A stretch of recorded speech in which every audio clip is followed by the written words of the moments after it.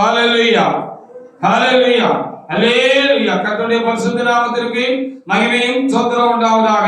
ஆண்டவருடைய பெரிதான கிருபையினாலே இந்த பரிசுத்த நாளும் பெந்தேகோஸ்தே பண்டிகை நாளா இருக்கிறானே இந்த விசேஷித்த ஆசீர்வாத நாளிலே கர்த்தராகிய தேவனை தொழுது கொள்வதற்கு தேவனாகிய கர்த்தர் எனக்கு உங்களுக்கு கூட கிருபை செய்து அந்த பரிசுத்த ஆவியானவர் நம்முடைய இதயங்களிலும் ஊற்றப்பட்ட அந்த சந்தோஷத்தினால் அந்த தேவனுக்கு இந்த பரிசுத்த ஆவியாகிய தேவனுக்கு இந்த நாளில் நம்ம அதிகமாக கர்த்தா ஸ்தோத்திரம் செலுத்தும்படியாகவும் அவருடைய அன்பின் ஆவியினால் கலிகூர்ந்து மகிழும்படியாகவும் தேவனாகிய கர்த்தர் தாமே இந்த நாளில் எனக்கும் உங்களுக்கும் கூட தேவனாகிய கர்த்தர் தாமே கிருபை செய்திருக்கிறார்.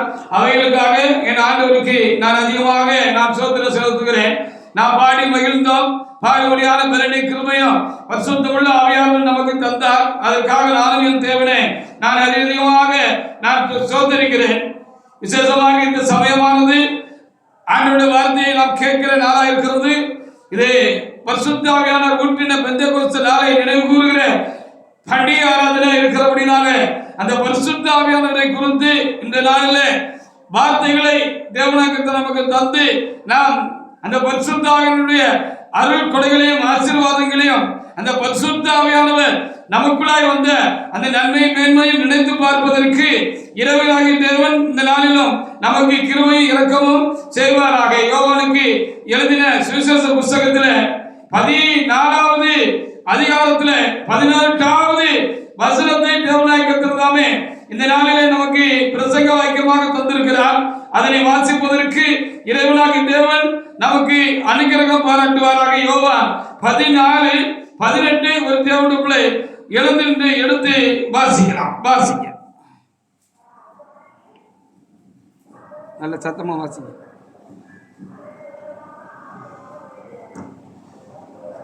நான் உங்களை திக்கற்றவர்களாக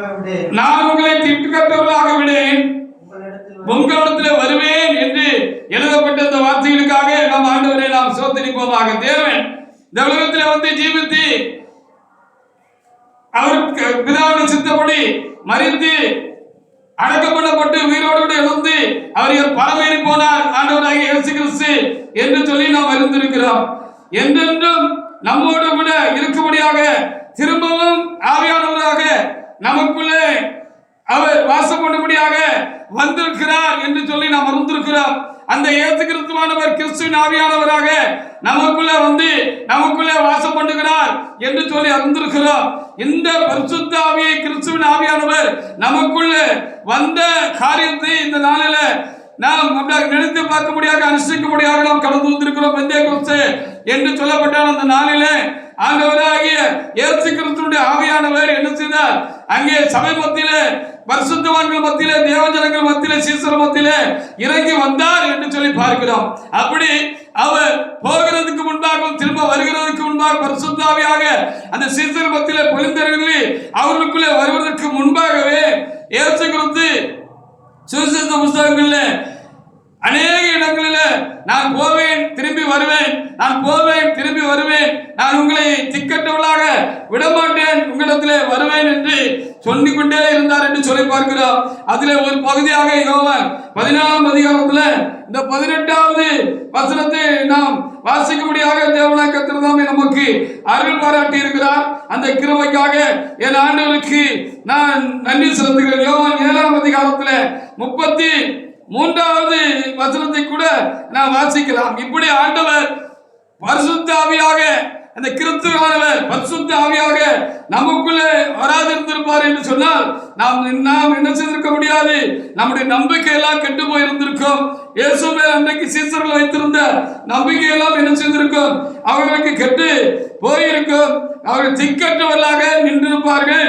பரிசுத்த ஆவியாக தேவன் அவருக்குள்ளே வந்ததுனாலே அவர்களும் தேவனை சோதித்தார்கள். இந்த கடைசி நாட்களில் அந்த கிறிஸ்துவின் ஆவியானவர் அந்த பரிசுத்த ஆவியானவர் கிறிஸ்துவின் ஆவியானவர் பரிசுத்த ஆவியாக நமக்குள்ளே வந்திருக்கிறது ஒரு பெரிய திட நம்பிக்கையான ஒரு காரியமாக இருக்கிறது. இல்லது நானும் திக்கற்றவர்களாகத்தான் காணப்பட முடியும் என்று சொல்லி எண்ணுகிறேன். யோவான் 7ஆம் அதிகாரத்தில் 33வது வசனத்தை ஒரு தேவனுக்குள்ளே எடுத்து வாசிக்கலாம். வாசிங்க. அப்பொழுது இயேசு அவர்களை நோக்கி இன்னும் கொஞ்ச காலம் நான் உங்களோடு இருப்பேன்,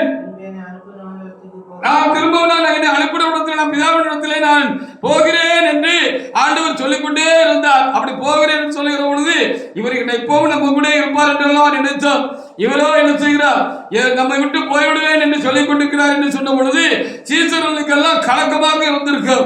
இவரெல்லவா நமக்கு பலனாக இருந்தார், தைரியமாக இருந்தார், இவர் எப்பொழுது நம்மோடு கூட இருப்பார் என்றல்லவா நாம் எண்ணிக்கொண்டிருந்தோம். இவர் போவேன் என்று சொல்லுகிறாரே, நான் திரும்பவும் என்னோட பிதாவினிடத்தில் போவேன் என்று சொல்லுகிறாரே என்று சொல்லி அவர்களுக்குள் ரொம்ப ஒரு கலக்கமான காரியங்கள் உண்டாயிருந்தது என்று சொல்லி சுவிசேஷ புத்தகங்களை வாசிக்கிற பொழுது நாம் பார்க்க முடிகிறது.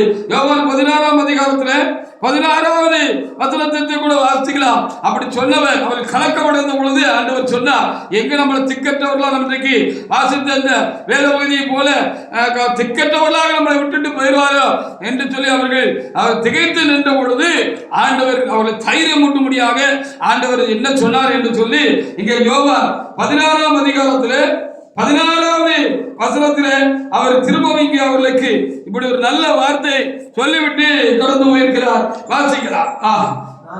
நான் பிதாவிடத்திற்கு போகிறபடியினால் கொஞ்ச காலத்தில் என்னை காணாம இருப்பீர்கள், கொஞ்ச காலம் என்னை காண முடியாமல் இருக்கும், மறுபடியும் கொஞ்ச காலத்திலே என்னை காண்பீர்கள் என்று அவர்களுக்கு தைரியமான வார்த்தைகளை சொன்னார். நான் போவேன், ஆனால் வருவேன், நான் உங்களை திக்கற்றவர்களாக விட மாட்டேன் அப்படின்னு சொல்லி இந்த பரிசுத்த ஆவியை அவர்களுக்குள் நிரந்தரமாக அனுப்பும்படியாக தேவனாய் கர்த்தர் தாமே அவர்களுக்கு இப்படிப்பட்ட வார்த்தைகளை சொன்னார் என்று சொல்லி நாம் பார்க்கப்படுகிறது.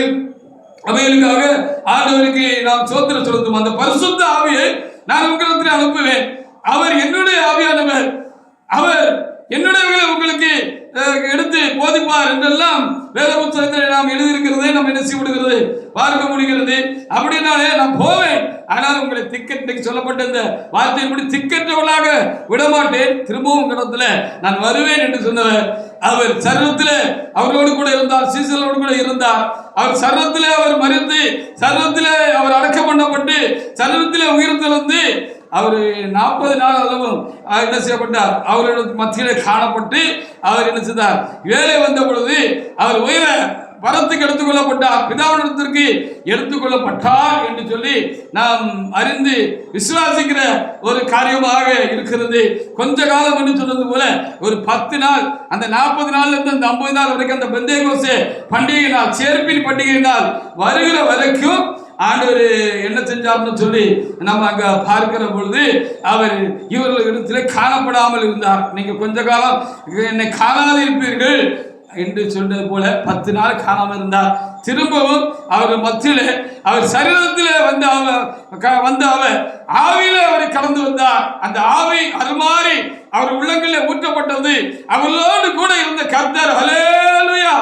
இப்பொழுது என்ன அவர் பெரிய ஆசீர்வாதம் என்று சொன்னார், அவரோடு கூட இருந்தவர் இப்பொழுது அவருக்குள்ளாகவே என்றென்று வாசம் பண்ணும்படியாக, நித்திய நித்திய காலமாக ஜீவன் பரியந்தம் அவர்களோடு கூட வாசம் பண்ணும்படியாக அவருடைய வருகை எப்பொழுது உண்டோ அதுவரைக்கும் இந்த பரிசுத்த ஆவியா இருக்கிறார், கிறிஸ்துவின் ஆவியானவர் அவர்களோடு கூட வாசம் பண்ணும்படியாக இறங்கி வந்தார், நமக்குள்ளும் இறங்கி இருக்கிறார்.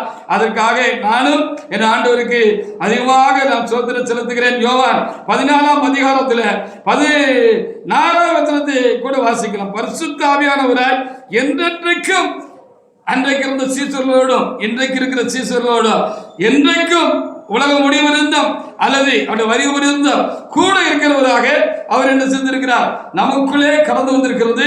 பெரிய பாக்கியமா இருக்கிறது. இந்த பரிசுத்த ஆவி, இந்த கிறிஸ்துவின் ஆவியானவர் நம்மேல் ஊட்டப்பட்ட அந்த அன்புக்காக நாம் இறைவனாக தேவனுக்கு நாம் அதிகமாக சோத்திரம் செலுத்த வேண்டும். அவர் எப்பொழுதும் நமக்குள்ளாக இருக்கிறார், நம்மோடு கூடவே இருக்கிறார். துன்பத்திலும் துக்கத்திலும் துயரத்திலும் சந்தோஷமான நேரங்களிலும் வறுமையிலும் இல்லாமையிலும் நாம் அதிகமாக தாக்கப்படுகிற பொழுதும், நாம் போராடுகிற பொழுதும், சத்ரு நம்மோடு கூட போராடுகிற பொழுதும், மனிதர்கள் நம்மோடு கூட போராடுகிற அனுபவங்கள் எல்லாம் நமக்குள்ளே உண்டாயிருக்கிற பொழுதும், கைவிடப்பட்டு விட்டோமோ என்று கலங்கி நிற்கிற பொழுதும், எப்பக்கத்தில் நிற்கப்படுகிற பொழுதும் அந்த பரிசுத்த ஆவியானவரும் நமக்குள்ளே இருந்து அந்த காரியங்கள் எல்லாம் பங்கு போட்டுக் கொள்கிறது. பெரிய ஆசீர்வாதமாக இருக்கிறது. நான் போவேனானால் தேற்றவாளனே நான் உங்களுக்கு அனுப்புவேன் என்று ஆண்டவர் சொன்னார். நான் போவேனாக அது உங்களுக்கு ரொம்ப பிரயோஜனமாக இருக்கும் என்று சொல்லி பரிசுத்த ஆவியானவர் உங்களிடத்தில் வருவார். இந்த தேற்றவாளன் உங்களுக்குள்ளே வருவார்.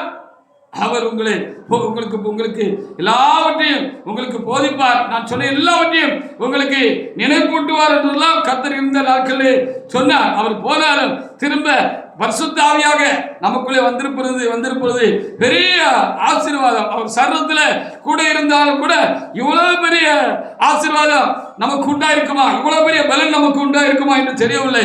அவர் நமக்குள்ளே வந்து விட்டார். அன்றைக்கு தம்முடைய சீசருக்குள்ளேயே அவர் கடந்து வந்து விட்டார் என்பதுதான் காரியமாக இருக்கிறது. யோவான் 14ஆம் அதிகாரத்தில் 14வது வசனத்தை ஒரு தேவனுடைய பிள்ளை எடுத்து வாசிங்க.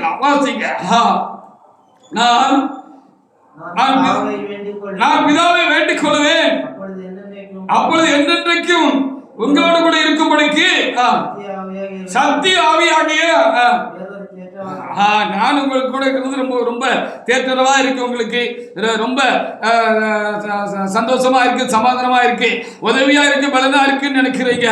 ஆனாலும் நான் போவேன், நான் என் பிதாவிடத்துல போகணும். நான் இங்கேயே இருக்க முடியாது, நான் இங்கே சரத்தில் உங்களோடு கூட இருக்க முடியாது, நான் போக வேண்டும். என் வேலையை முடித்து விட்டது என்று சொன்னால், என் வேலையை முடித்து விட்டு பிதா எனக்கு கொடுத்த வேலையை நான் முடித்து விட்டு நான் என் பிதாவிடத்தில் நான் என்ன செய்ய வேண்டும், நான் போகணும். அப்படி போனாலும் நான் என்ன செய்வேன், உங்களிடத்துக்கு தேற்றரவாளரை அனுப்புவேன், உங்களிடத்தில் நான் திரும்பவும் வருவேன், ஆவியாக உடைய இடத்துல வந்து நான் வாசமா இருப்பேன், எப்பொழுதும் உங்களுக்குள்ளே இருப்பேன், உங்களுக்கு பலமாக நான் இருப்பேன் என்று சொல்லி ஆண்டவர் இங்கே சொன்னார். தேற்றரவு செய்கிற தேற்றரவாளனாக நான் உங்களுக்குள்ளே நான் கடந்து வந்து வாசம் பண்ணுவேன் என்று சொன்னார். அன்றைக்கு அப்படியே சீசர் மத்தியில் பெந்தேகோஸ்தே நாளிலே வாசம் பண்ணின கர்த்தர் இந்த 2000 ஆண்டுகளாக நமக்குள்ளும் ஒவ்வொருவருக்குள்ளும் தேவனை தேடுகிற ஒவ்வொருவருக்குள்ளும் கர்த்தராக இயேசு கிறிஸ்துவை விசுவாசிக்கிற ஒவ்வொருவருக்குள்ளும் அவர் பரிசுத்த ஆவியாக கடந்து வந்து அவர் வாசம் செய்து அவர்களை ஆசீர்வதிக்கிற கர்த்தராக இருக்கிறார். அவர் கூட இருக்கிறது, நமக்குள்ளே இருக்கிறது ஒரு பெரிய ஆசீர்வாதம் என்று நாம் அறிய வேண்டும். மத்தேயு புத்தகத்தில் 26வது அதிகாரத்தில் 29வது வசனத்தை நாம் அங்கே வாசித்து பார்ப்போமாக. பிதாவின் ராஜ்யத்தில் நான் திரும்ப உங்களோடு கூட வந்து பானம் பண்ணுவேன் என்று சொல்லி ஆண்டவர் சொன்னதாக அங்கே எழுதி வைக்கப்பட்டிருக்கிறது.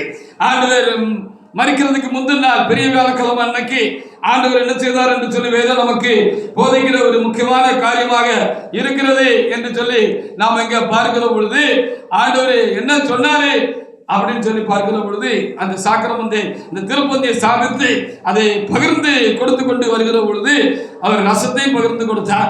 இது என்னுடைய புது உடன்படிக்கை ரத்தமாக இருக்கிறது, நான் வருவதையிலும் இதில் பானம் பண்ணுங்கள், நான் வருவதையிலும் இதை பானம் பண்ணுகிற பொழுது என் மரணத்தை நான் உங்களுக்காக உங்களுடைய பாவங்களுக்காக மரித்தேன் என்பதை நீங்கள் நினைவு கூறுகிறீர்கள் என்று சொல்லி ஆண்டவர் அப்படி நினைவு கூறும்படியாக நான் சாபித்த பொழுது அவர் கடையில் அந்த நேரத்தில் அவர் என்ன சொன்னார்ன்னு இந்த மத்தேயு 26ஆம் அதிகாரத்தில் 29வது வசனத்திலே நமக்கு எழுதி கொடுக்கப்பட்டிருக்கிறது. வாசிப்போமாக. மத்தேயு 26:29 வாசிங்க. இது முதல் இந்த திராட்சைப்பழ ரசத்தை நவமானதாய் உங்களோட கூட என் பிதாவின் ராஜ்யத்திலே நான் பானம் பண்ண வரைக்கும் இதை பானம் பண்ணுவதில்லை என்று உங்களுக்கு சொல்லுகிறேன் என்று சொன்னார். அப்போ இதான் கடைசி ஃபீஸ்ட், இதான் கடைசி விருந்து, திருவிருந்து அப்படின்னு ஆண்டவர் சொல்லல. இதை திரும்பவும் உங்களோடு கூட பிதாவின் ராஜ்யத்துல திருச்சபையில நான் என்ன செய்வேன், உங்களோடு கூட திரும்பவும் நான் சேர்ந்து வந்து உங்களுக்குள்ளாக இருந்து உங்களோட கூட இருந்து இந்த ஃபீஸ்ட்ல இந்த திருவிருந்துல என்ன செய்வேன், இந்த ஹோலி கம்யூனியன்ல நான் என்ன செய்வேன், பங்கு பெறுவேன் என்று ஆண்டவர் அவர்களுக்கு அந்த காலத்தில் அதை விளங்காவிட்டாலும் அதை சூட்சமமாக ஆண்டவர் என்று செய்தார் சொல்லிவிட்டு கடந்து போனார் என்று சொல்லி இந்த வேத பகுதியிலே எழுதப்பட்டிருக்கிறது.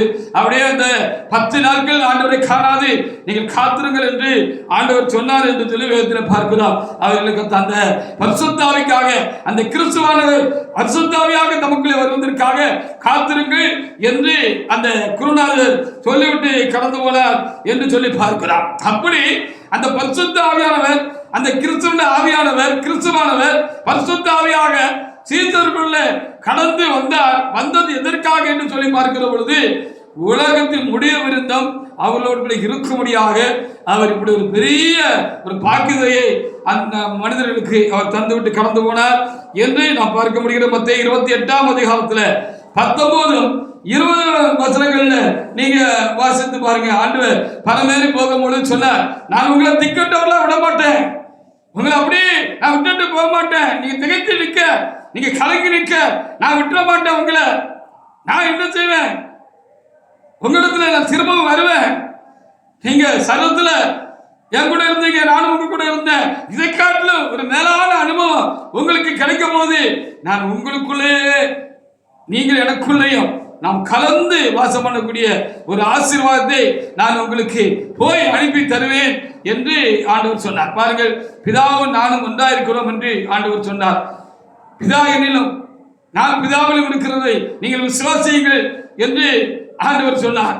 அப்படி போல பிதாவோட கூட கலந்து இருக்கிற அந்த அனுபவம் குமாரனாக தேவனுக்கு உண்டாயிருந்தது போல இந்த குமாரனோடு கலந்து இருக்கிறதான ஒரு அனுபவம் நமக்குள்ளே உண்டாகும்படியாக அவர் நமக்குள்ளும் நாம் அவருக்குள்ளும் இருக்கும்படியான ஒரு உன்னதமான ஒரு ஆசீர்வாதத்தை கொடுக்கும்படியாக பெந்தெக்கோஸ்தே நாள்ல அவர் கிறிஸ்துவானவர் நமக்கு ஆவியாக இறங்கி வரும்படியாக அவர் நமக்கு அருள்பாராட்டினார். ஆனபடினால் நாம் திக்கற்றவர்கள் அல்ல, திகைத்து நிற்க வேண்டியவர்கள் அல்ல.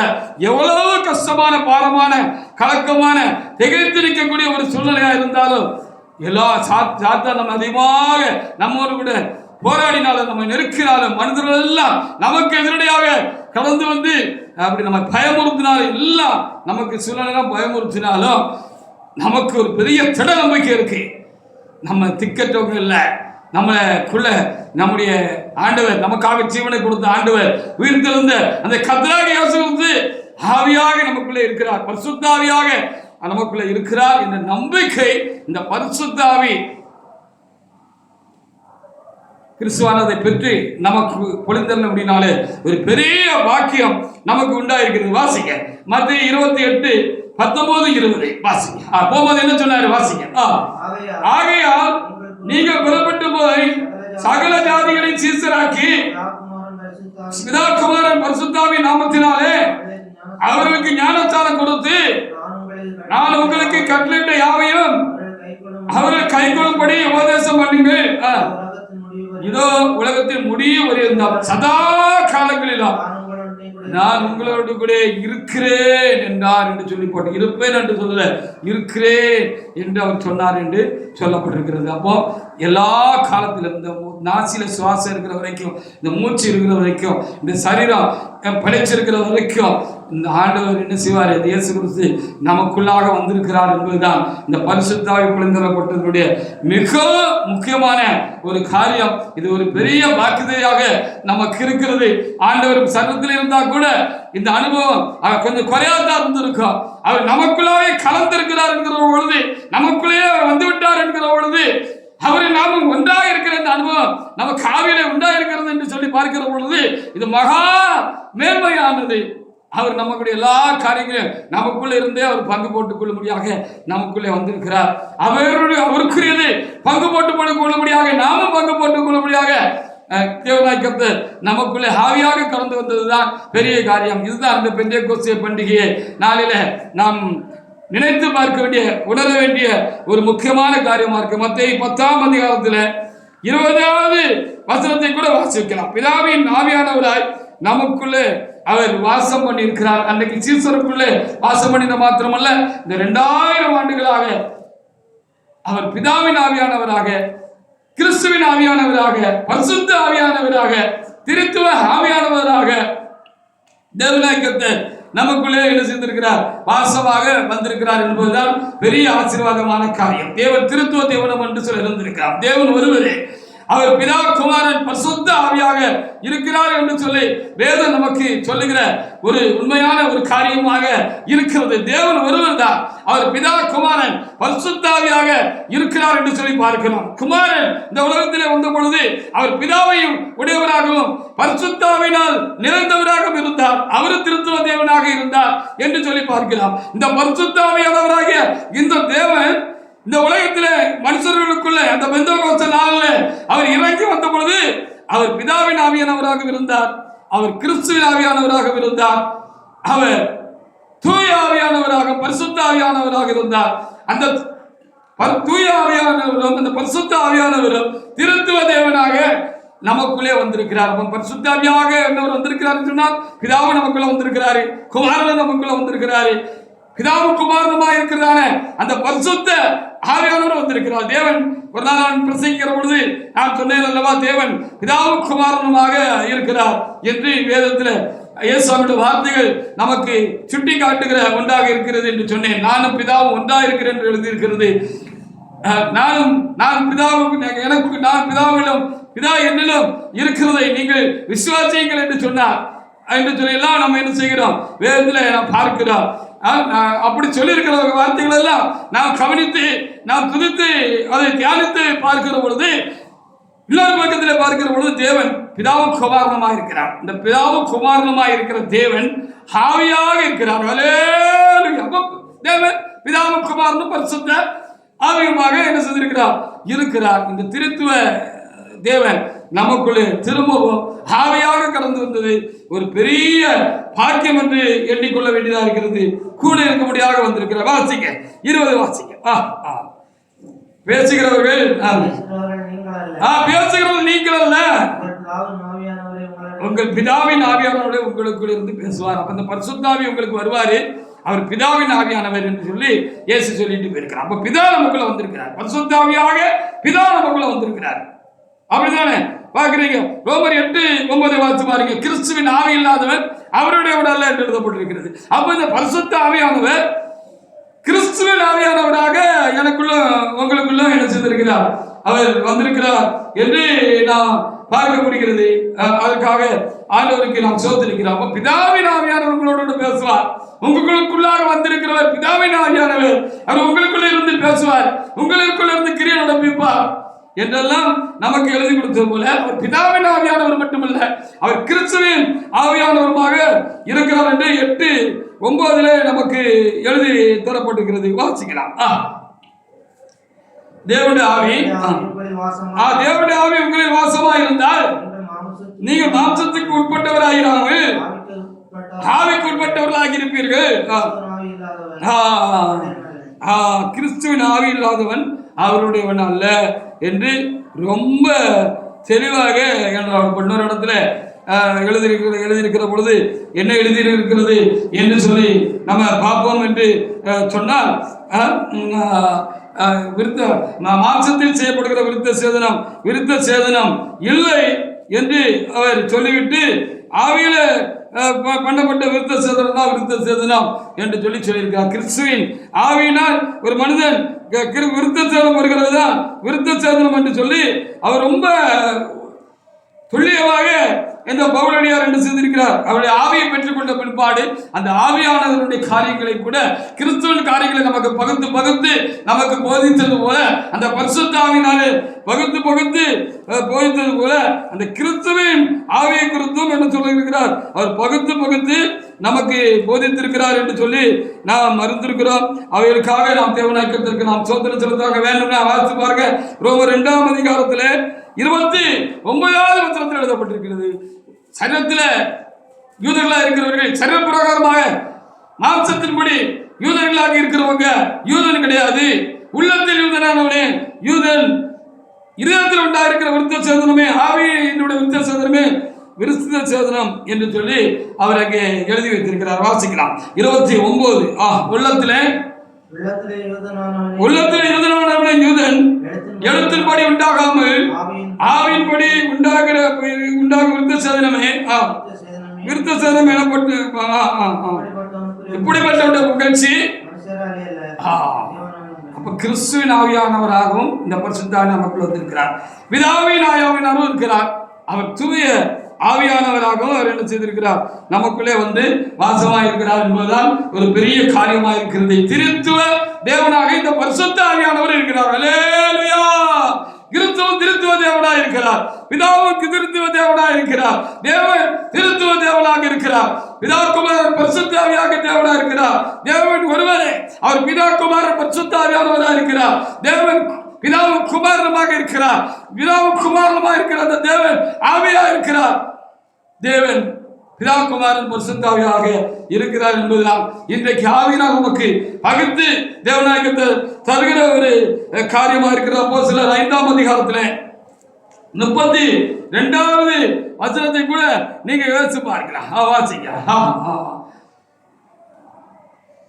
5:32 இந்த சங்கதிகளை குறித்து நாங்கள் அவருக்கு சாட்சிகளாக இருக்கிறோம். தேவன் நமக்கு கீழ்ப்படியவர்களுக்கு அவர் பரிசுத்த ஆவியாக வந்திருக்கிறார். அவர் பிதாவின் ஆவியானவராய், குமாரன் ஆவியானவராய், பரிசுத்த ஆவியானவராய் பெந்தேகோஸ்து நாளிலே அவர் பொழிந்தருளப்பட்டார். பிதாவாக இருக்கட்டும், குமாரனாக இருக்கட்டும், பரிசுத்த ஆவியானவர் இருக்கட்டும், அவர்கள் தனித்து இருக்கவில்லை. அவர்கள் மூவராக இருக்கிறார்கள், ஒருவராக இருக்கிறார்கள். அவர்கள் மூவராக இருக்கிறார்கள். அவர்கள் ஹல்லேலூயா ஒருவராக இருக்கிறார்கள். பிதாவே என்று கூப்பிடுகிற பொழுது நாம் பிதாவை மாத்திரம் கூப்பிடவில்லை, பிதாவுக்குள் இருக்கிறான கிறிஸ்துவை நாம் நோக்கி பார்க்கிறோம், நோக்கி கூப்பிடுகிறோம்.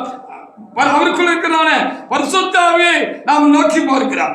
பிதாவானவர் எப்படி இருக்கிறார் சொல்லி பார்க்கிறவர்கள் பிதாவை தொழுது கொள்கிறவர்கள் ஆவியோடும் உண்மையோடும் தொழுது கொள்ளணும்னு ஆண்டவரே நமக்கு சொன்னார் என்று சொல்லி பார்க்கிறோம். அப்போ பிதாவானவர் எப்படி இருக்கிறார் என்று சொல்லி பார்க்கிற பொழுது அவர் ஆவியாக இருக்கிறார். தேவன் ஆவியாக இருக்கிறார்.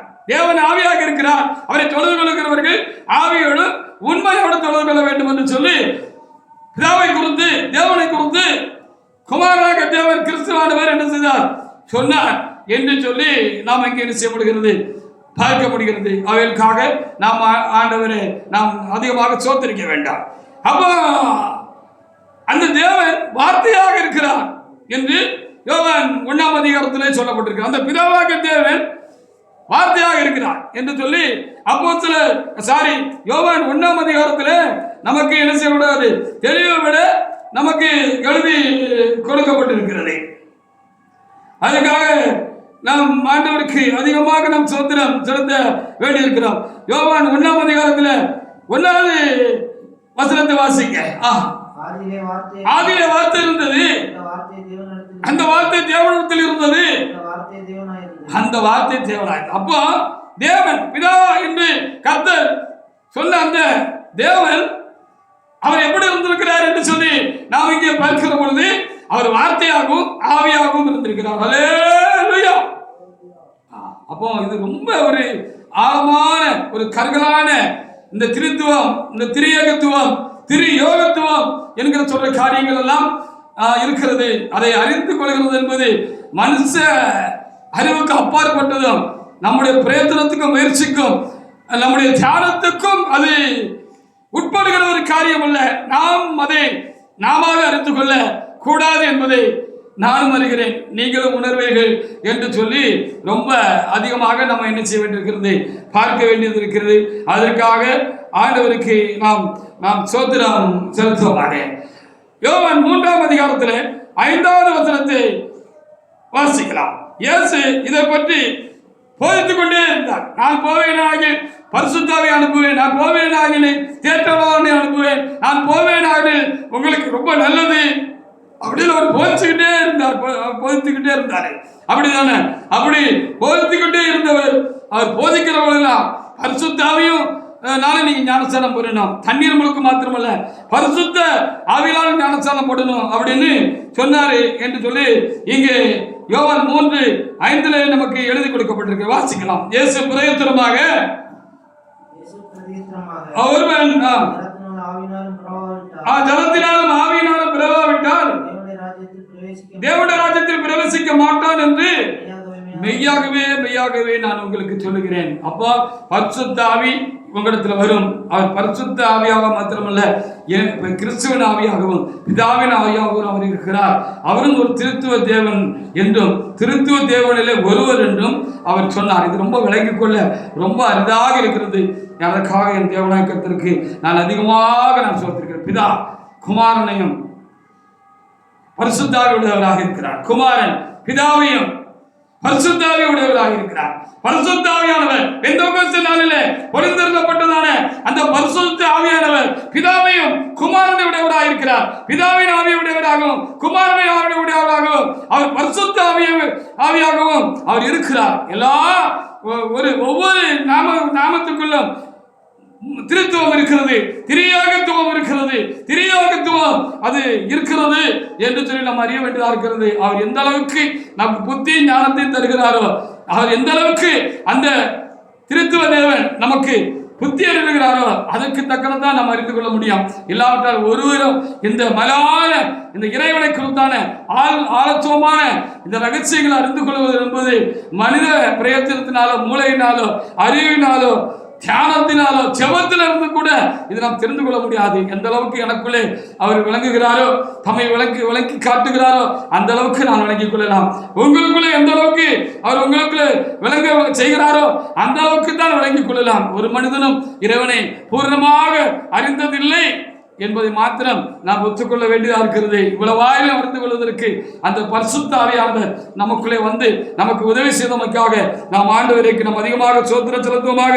அப்போஸ்தலர் 1ஆம் அதிகாரத்தில் 5வது வசனத்தை வாசிக்கலாம். இது ஒரு வாக்குத்தத்தம். இந்த பரிசுத்த ஆவியை நான் உங்களிடத்தில் அனுப்புவேன் என்று சொன்னது கிறிஸ்து நமக்கு கொடுத்த வாக்குத்தத்தம் அல்ல, மட்டுமல்ல கிறிஸ்து நமக்கு கொடுத்த வாக்குத்தத்தம் அல்ல, பிதாவும் நமக்கு கொடுத்த வாக்குத்தத்தம் என்று இந்த பகுதியில நமக்கு எழுதி கொடுக்கப்பட்டிருக்கிறது. வாசித்து பார்க்கலாம். அப்போஸ்தலர் 1ஆம் அதிகாரத்துல 5வது வசனத்தை நான் வாசிக்கலாம். ஆமா,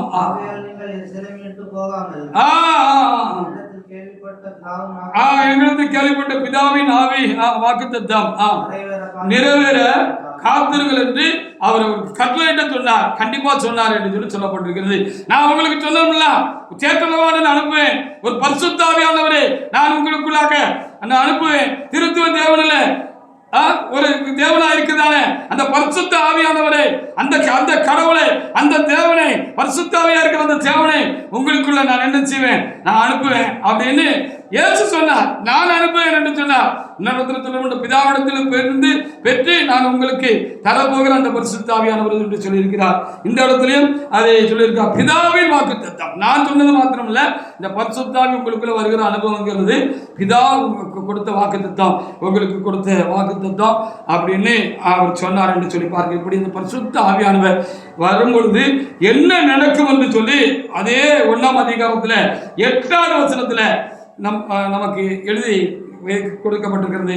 இயேசு சொல்லி கலந்து போனார் என்று நமக்கு எழுதி கொடுக்கப்பட்டிருக்கிறது. வாசிக்கலாம். 8வது வசனத்தை வாசிக்கலாம்.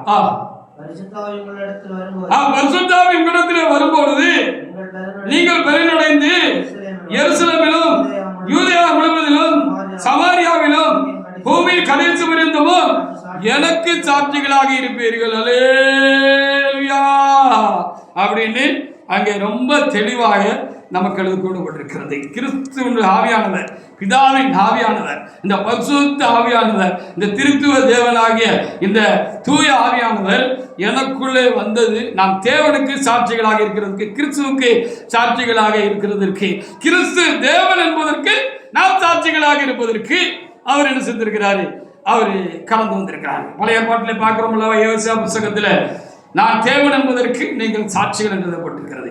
அப்படியான பரிசுத்த ஆவியானவர் நமக்குள்ளே வந்திருக்கிறது எதற்கு என்று சொன்னால், நாம் இந்த பரிசுத்த ஆவியானவருக்கு மாத்திரமல்ல தேவனுக்கும் கிறிஸ்துவுக்கும் சாட்சியாக இருக்கும்படியாக, கிறிஸ்து தேவன் என்று நாம் சாட்சியாக இருக்கும்படியாக பல காரணங்களுக்காக இந்த பரிசுத்த ஆவியானவர் என்ன செய்திருக்கிறார், நமக்குள்ளே வந்திருக்கிறார். ரோமர் புத்தகத்தில், ரோமர் கழுது 8ஆம் அதிகாரத்தில் 16வது வசனம் முதல்ல என்னன்னு சொல்லி பார்க்கிற பொழுது, அவருடைய பிள்ளைகளாக இருக்கிறோம் என்பதற்கு அந்த பரிசுத்த ஆவியானவர் தான் நமக்குள்ள சாட்சியாக இருக்கிறார். ஆமா, என்ன சாட்சி? நம்ம தேவனுடைய பிள்ளைகள் என்பதற்கு என்ன சாட்சினா, அவருடைய தேவனுடைய ஆவியை நம்ம பெற்றிருக்கிறோம். நாம் தேவனுடைய ஆவியை நாம் பெற்றிருக்கிறோம். தேவனுடைய ஆவியை நாம் பெற்றிருக்கிறபடினாலே நாம் தேவனுடைய பிள்ளைகள் என்று நாம் அழைக்கப்படுகிறோம். அதற்கு தேவ ஆவி பெற்றதுதான் நமக்கு அதை உறுதிப்படுத்துகிற ஒரு முக்கியமான காரியம், சாட்சியாக இருக்கிறது என்று சொல்லி யோவான் 8ஆம் அதிகாரத்தில் 14வது வசனத்தில் நமக்கு எழுதி தரப்பட்டிருக்கிறது. எழுத ஒருவர் வாசிக்கலாம். 16 வாசிக்கலாம். நாம் தேவனுடைய பிள்ளைகளாக இருக்கிறோம் என்று நம்மோடு கூட என்ன செய்கிறார், சாட்சி இடுகிறார். அல்லேலூயா. ஆமா, மற்றவங்க கேட்டா நீங்க தேவனுடைய பிள்ளைகள் எப்படி சொல்றீங்க அப்படின்னு சொன்னா, அந்த தேவனுடைய ஆவி எங்களுக்குள்ள வந்திருக்கிறது, அவர் எங்களுக்குள்ளே வந்திருக்கிறார், அந்த தேவ ஆவியானவர் எங்களுக்குள்ளே வந்திருக்கிறார், தேவன் எங்களுக்குள்ளே வந்திருக்கிறார், கிறிஸ்து எங்களுக்குள்ளே வந்திருக்கிறார். அந்த பரிசுத்த ஆவியானவர், தேவ ஆவியானவர், கிறிஸ்துவின் ஆவியானவர் எங்களுக்குள்ளாக வந்திருக்கிறார், எங்களுக்குள்ளாக வாசம் பண்ணுகிறார். அவரும் நாங்களும் ஒன்னா இருக்கோம். ஆனபடினாலே அவருடைய ஆவியை பெற்றவர்கள் தேவனுடைய பிள்ளைகள், நாங்களும் ஆவியை பெற்றிருக்கிறோம் என்று நாம் தைரியமாக சொல்லலாம். இது யோவான் 1ஆம் அதிகாரத்தில் 12 அங்கே யோவானும் எழுதி வைத்திருக்கிறார். அவைகளை கூட வாசிக்கலாம். யோவான் 1ஆம் அதிகாரத்தில் 12வது வசனத்தில் யோவானும் கிறிஸ்துவை குறித்தும், அப்படி தொடர்ந்து பிதாவை குறித்தும், தேவனை குறித்தும், கிறிஸ்துவ தேவனா இருக்கிறார் என்று குறித்தும், அந்த தேவனுடைய வார்த்தை இந்த தேவனா இருக்கிற அந்த வார்த்தை கிறிஸ்துவாக வந்தார் என்றும், அவரை விசுவாசிக்கிறவர்களுக்கு இந்த ஒரு பெரிய பாக்கியம் கிடைக்கும் என்று அவர் 12 நமக்கு சொல்லி வைத்திருக்கிறார். வாசித்து பாருங்க பார்ப்போம். அவருடைய நாமத்தின் மேல் விசுவாசம் உள்ளவர்களாய் அவரை ஏற்றுக்கொண்டவர்கள் எத்தனை பேர்களோ அத்தனை பேர்களும் தேவனுடைய பிள்ளைகளாகும்படி அந்த அதிகாரம் எப்ப வேலை செய்து, கிரியை செய்து, எப்ப பழுகப்படுது, எப்ப அது நடைமுறைக்கு வருதுன்னு சொன்னா, அவர் மரித்து உயிர்த்தெழுந்து 40 நாளும் சீசர்களுக்கு, தமக்கு சுத்தமானவர்களுக்கும் தெரிந்து கொள்ளப்பட்டவர்களுக்கும் அவர் தரிசனமாகி, அவர் எப்பொழுது பரத்துக்கு எடுத்துக் கொள்ளப்பட்டு 50வது நாள்ல 40 நாள் எடுத்துக் கொள்ளப்பட்டார். 10 நாள் காத்திருந்தாங்க அந்த பரிசுத்த ஆவிக்காக. அந்த காத்திருந்த பொழுது அவருக்குள்ள அந்த பரிசுத்த ஆவியானவர் வந்து இறங்கின பொழுது, அவர் மேல மாத்திரமே அவருக்குள்ள அவர் வந்து இறங்கின பொழுது அங்கே என்ன அந்த உயில் வேலை செஞ்சிச்சு அப்படின்னு சொல்லலாம். ஆமா, மரண சாசனம் உயில் என்று சொல்லுகிற பொழுது, அது மரணம் உண்டாகிற பொழுது அந்த உயில் வேலை செய்யும் சொல்லப்பட்டிருக்கிறது. அப்படி போல இயேசு கிறிஸ்து மரித்து உயிர்த்தெழுந்து, அடக்கம் பண்ணப்பட்டு உயிர்த்தெழுந்து, அவர் பரத்துக்கு எடுத்துக் கொள்ளப்பட்ட பிற்பாடு என்ன செய்யப்படுகிறது, இந்த உயில் நமக்கு ஒரு வாக்குத்தத்தை கொடுத்தார்கள் அல்லவா, நான் போவேன், நான் உங்களிடத்தில் பரிசுத்த ஆவியை அனுப்புவேன், நான் உங்களை திக்கற்றவர்களா விட மாட்டேன், இன்னைக்குள்ள பிரசங்க வாக்கியம், நான் வருவேன், திரும்ப வருவேன், உங்களுக்குள்ளே வருவேன், உங்களுக்குள்ளே வந்து வாசமா இருப்பேன் என்று சொன்ன இந்த காரியம் அந்த பெந்தெகோஸ்தே நாளில் அது பலிதமாயிருக்கு. இதனால இப்போ நம் தேவனுடைய பிள்ளைகள், நாம் தேவனுடைய பிள்ளைகள் என்று நாம் சாட்சி பெற்றிருக்கிறோம். பரிசுத்த ஆவியினால் நாம் சாட்சி பெற்றிருக்கிறோம். நாமும் மற்றவர்களுக்கு சாட்சியாக தேவனுடைய பிள்ளைகள் என்று வாழ்ந்து காட்டுவதற்காக அந்த பிதாவின் ஆவியானவர், கிறிஸ்துவின் ஆவியானவர், இந்த பரிசுத்த ஆவியானவர் நமக்குள்ள அந்த திருத்துவ தேவன், அந்த பரிசுத்த ஆவியாக அந்த திருத்துவ தேவன் நமக்குள்ளே வந்து நம்மோடு கலந்திருக்கிறபடினாலே நாம் தேவனுடைய பிள்ளைகள் என்று மற்றவர்களுக்கு நம்ம என்ன செய்யும், நடந்து காட்ட முடியும். நமக்குள்ளே ஒரு சாட்சி இருக்கிறது. மற்றவர்களுக்கு முன்பு நாம் நடந்து சாட்சிகளாக ஜீவிப்பதற்கு இந்த தேவ ஆவியானவர் நமக்குள்ளே வந்திருக்கிறார் என்பதுதான் ஒரு காரியமாக இருக்கிறது. உலகத்தில் முடியவிருந்தும் நான் உங்களோடு கூட இருப்பேன், உங்களுக்கு சாட்சியாக இருப்பேன் என்று அவர் சொன்னார் என்று சொல்லி பார்க்கிறோம். அதுதானே நாம் அப்போஸ்தலர் நடவடிக்கையில் 1ஆம் அதிகாரத்தில் நான் வாசித்த ஒரு காரியமாக இருக்கிற அந்த தேவ ஆவியானவர் உங்களிடத்தில் வருகிற பொழுது நீங்க பலப்பட்டு நீங்க என்ன செய்வீங்க, எருசலேமிலும் யூதேயாவிலும் முழுவதிலும் சமாரியாவிலும் பூமியின் கடைசி பரியந்தமும் எனக்கு சாட்சிகளாக இருக்கிற மாதிரி நாம் சாட்சியிடங்களாக இருக்கபடியாக, கிறிஸ்துவுக்கு சாட்சிகளாக, அவருடைய தேவனாகிய நம்முடைய தேவனுக்கு சாட்சியாக இருக்கபடியாக இந்த பரிசுத்த தேவன் நமக்குள்ளே என்ன செய்திருக்கார், பரிசுத்த ஆவியாக நமக்குள்ளே வந்திருக்கிறார். இப்போ நாம் தேவனுடைய பிள்ளைகள் என்று அவரும் நமக்குள்ளே சாட்சி கொடுக்கிறார். நாமும் மற்றவர்களுக்கு சாட்சிகளாக நாம் என்ன செய்கிறோம், இருக்கிறோம். அப்போஸ்தலர் 5ஆம் அதிகாரத்தில் 30 முதல் 32 வரைக்குள்ள வசனங்களை வாசிப்பாருங்க. அந்த கிறிஸ்துவானவர் மரித்து உயிர்த்தெழுந்து பரவேறி போயிட்டாரு. அதற்கு அன்றைக்கு இருந்த சீசர்கள் மாத்திரமல்ல, இன்றைக்கு இருக்கிற அவருடைய பிள்ளைகளும் சீசர்களுமாக இருக்கிற நாமும் சாட்சிகளாக இருக்கபடியாக அந்த பரிசுத்த ஆவியானவர் நமக்குள்ளே வந்து நமக்கு பலன் தந்திருக்கிறார், நமக்கு அந்த நிச்சயத்தை நமக்கு தந்திருக்கிறார். நாம இப்படி உறுதியாக சொல்லுகிறோம், அந்த உயிர்த்தெழுந்த கர்த்தர் என்ன செய்கிறார், எனக்குள்ளே வாசமா இருக்கிறார், அந்த கிறிஸ்துவானவர் உயிர்த்தெழுந்து எனக்குள்ளே வாசமா இருக்கிறார் என்று சொல்லி நாம் என்ன செய்கிறோம், உறக்க சொல்லுகிறோம். அது உண்மை என்று உணர்ந்து அனுபவித்து சொல்ல முடியாக இருக்கிறார். ஆனபடினால் அவர் உயிரோடு கூட இருந்ததற்கு அன்றைக்கு இருந்த அப்போஸ்தலர் மாத்திரமல்ல, இன்றைக்கு இருக்கிற நாமும் அநேக ஆயிரங்களும் லட்சங்களும் கோடிகளும் சாட்சிகளாக இருக்கிறது. அதற்காக அந்த பரிசுத்த ஆவியானவர் நமக்குள்ளே வந்திருக்கிறார் என்று சொல்லி நாம் பார்க்க வேண்டியதாக இருக்கிறது. அப்போஸ்தலர் 5ஆம் அதிகாரத்திலே 30 முதல் சில வசனங்களை ஒரு தேவனுடைய பிள்ளை எடுத்து வாசிக்கலாம். வாசிக்க நீங்கள் மரத்திலே தூக்கி கொலை செய்த இயேசுவை நம்முடைய பிதாக்களின் தேவன் எழுப்பி இஸ்ரவேலுக்கு மன திரும்பலையும் பாவ மன்னிப்பையும் அருள்வதற்காக அவரை அதிபதியாகவும் இரட்சகராகவும் அடுத்த வசனத்தை கூட வாசிக்கலாம். இந்த சங்கதிகளை குறித்து நாங்கள் அவருக்கு சாட்சிகளாக இருக்கிறோம். தேவனுக்கு கீழ்பட்டு இருக்கிறவர்களுக்கு தேவன் நமக்கு கீழ்பட்டு தந்த பரிசுத்தாவை சாட்சி. அல்லேலூயா. இயேசு செத்தவராக முடிந்து போகவில்லை. அவர் உயிரோடு கூட இருந்தார். அவர் உயிருள்ளவராக இருக்கிறார் என்பதற்கு நமக்குள்ள வந்திருக்கிற இந்த கிறிஸ்துவின் ஆவியானவர் தான் சாட்சியாக இருக்கிறார். பிதாவும் அதற்கு சாட்சி பகிர்வராக இருக்கிறார். இந்த பரிசுத்த ஆவியும் நமக்குள்ள இருந்து சாட்சி பகிர்வராக இருந்தார். அன்னைக்கு அவங்க தைரியமா திடமா என்ன சொன்னாங்க, நீங்க மரத்திலே தூக்கி கொலை செய்த அந்த இயேசுவை என்ன செய்தார்? ஆண்டவர் என்ன செய்தார்? நம்முடைய பிதாக்களின் தேவன் அவர் உயிரோடு கூட எழுப்பினாரு. இந்த பரிசுத்த ஆவியானவர் ஒரு உயிரோடு கூட எழுப்பினாரு அப்படின்னு அவங்க திடமா சாட்சி சொன்னாங்க. கிறிஸ்து உயிரோடு கூட எழுந்தார், உயிரோடு கூட இருக்கிறார் என்பதற்கு 2000 வருடங்களாக இந்த பரிசுத்த ஆவியானவர் சீசர்கள் உலகங்கள்ல வாசமா இருக்கிறபடினாலே அந்த ஆவியானவர் சாட்சியா இருக்கிற மாத்திரமல்ல, அந்த கிறிஸ்துவுக்கு அந்த நாமும் சாட்சிகளாக ஜீவிக்கும்படியாக இந்த பரிசுத்த ஆவியானவர் நமக்கு பலனை தந்திருக்கிறார். ஹல்லேலூயா. பலனை தந்திருக்கிறார். சொல்லக்கூடிய அந்த தைரியத்தை பலனை தந்திருக்கிறார். நம்ம ஆவியில் நிறைந்து பரிசுத்த ஆவியின் துணையோடு கூட அந்த கிறிஸ்துவின் ஆவியானவர், இந்த பிதாவின் ஆவியானவர் நமக்குள்ள இருந்து கிறிஸ்துவை உயிருள்ளவராக காண்பிக்கிறதுக்கு அவர் உடன்பட்டுட்டாங்க அப்படின்னு சொன்னா, அந்த கிறிஸ்துவின் ஆவியான பிதாவின் ஆவியானவர் உடன்பட்டுட்டாங்க அப்படின்னு சொன்னா, அந்த வேகத்தையும் அந்த ஆவியையும் எதிர்த்து நிற்க ஒருவராலும் கூடாது. அல்லேலூயா.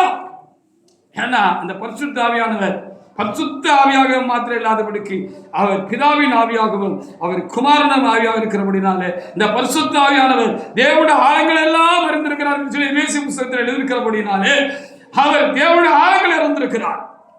அறிந்திருக்கிறபடினாலே அவர் என்ன செய்வார்? அப்படி பேசுவார் சொல்லப்பட்ட அப்படினால்தான் சேவான் தனிச்சு நின்னார். பெரிய கூட்டம் அவரை மொயின்னு முச்சிச்சு பல கேள்விகளை கேட்டு அவரை குறைஞ்சாங்க.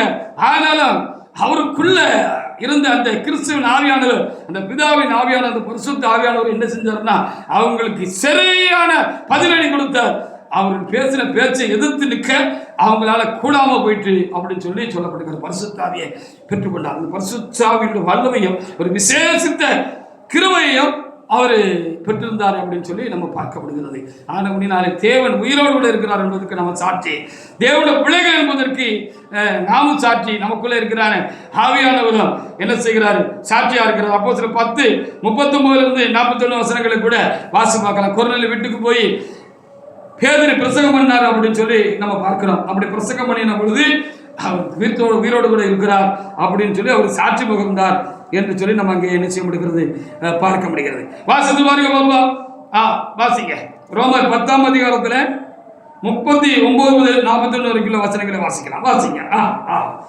அல்லேலூயா. வாசிங்க. ரோமர் 10:39 வரைக்கும் வசனங்களை வாசிங்க. அப்போஸ்தலர் ரோமர் சொல்லணும். அப்போஸ்தலர் 10:39 முதல் உள்ள வசனங்களை வாசிக்கலாம். வாசிங்க.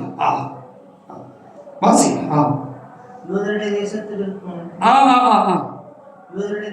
யூதருடைய தேசத்திலும் எருசலேமிலும் அவர் செய்த எல்லாவற்றிற்கும் நாங்கள் சாட்சிகளாக இருக்கிறோம். அவரை மரத்திலே தூக்கி கொலை செய்தார்கள். 3ஆம் நாளில் தேவன் அவரை எழுப்பி பிரதிஷ்டமாய் காணும்படி செய்தார். ஆயிரம் எல்லா ஜனங்களுக்கும் பிரதிஷ்டமாகும்படி செய்யாமல்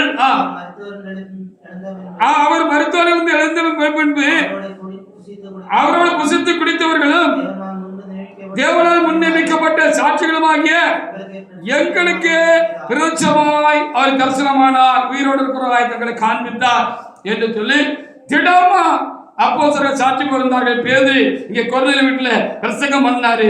கிறிஸ்துவை குறித்து அவர் உயிரோடு கூட இருக்கிறார், உயிர் திறந்து விட்டார், அவர் தேவன் என்று சொல்லி என்ன செஞ்சாரு?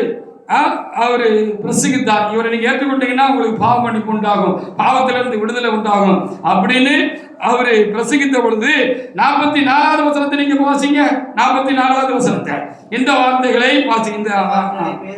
இந்த வார்த்தைகளை பேசிக் கொண்டிருக்கையில் வசனத்தை கேட்ட யாவர் மேலும் பரிசுத்த ஆவியானவர் இறங்கினார்.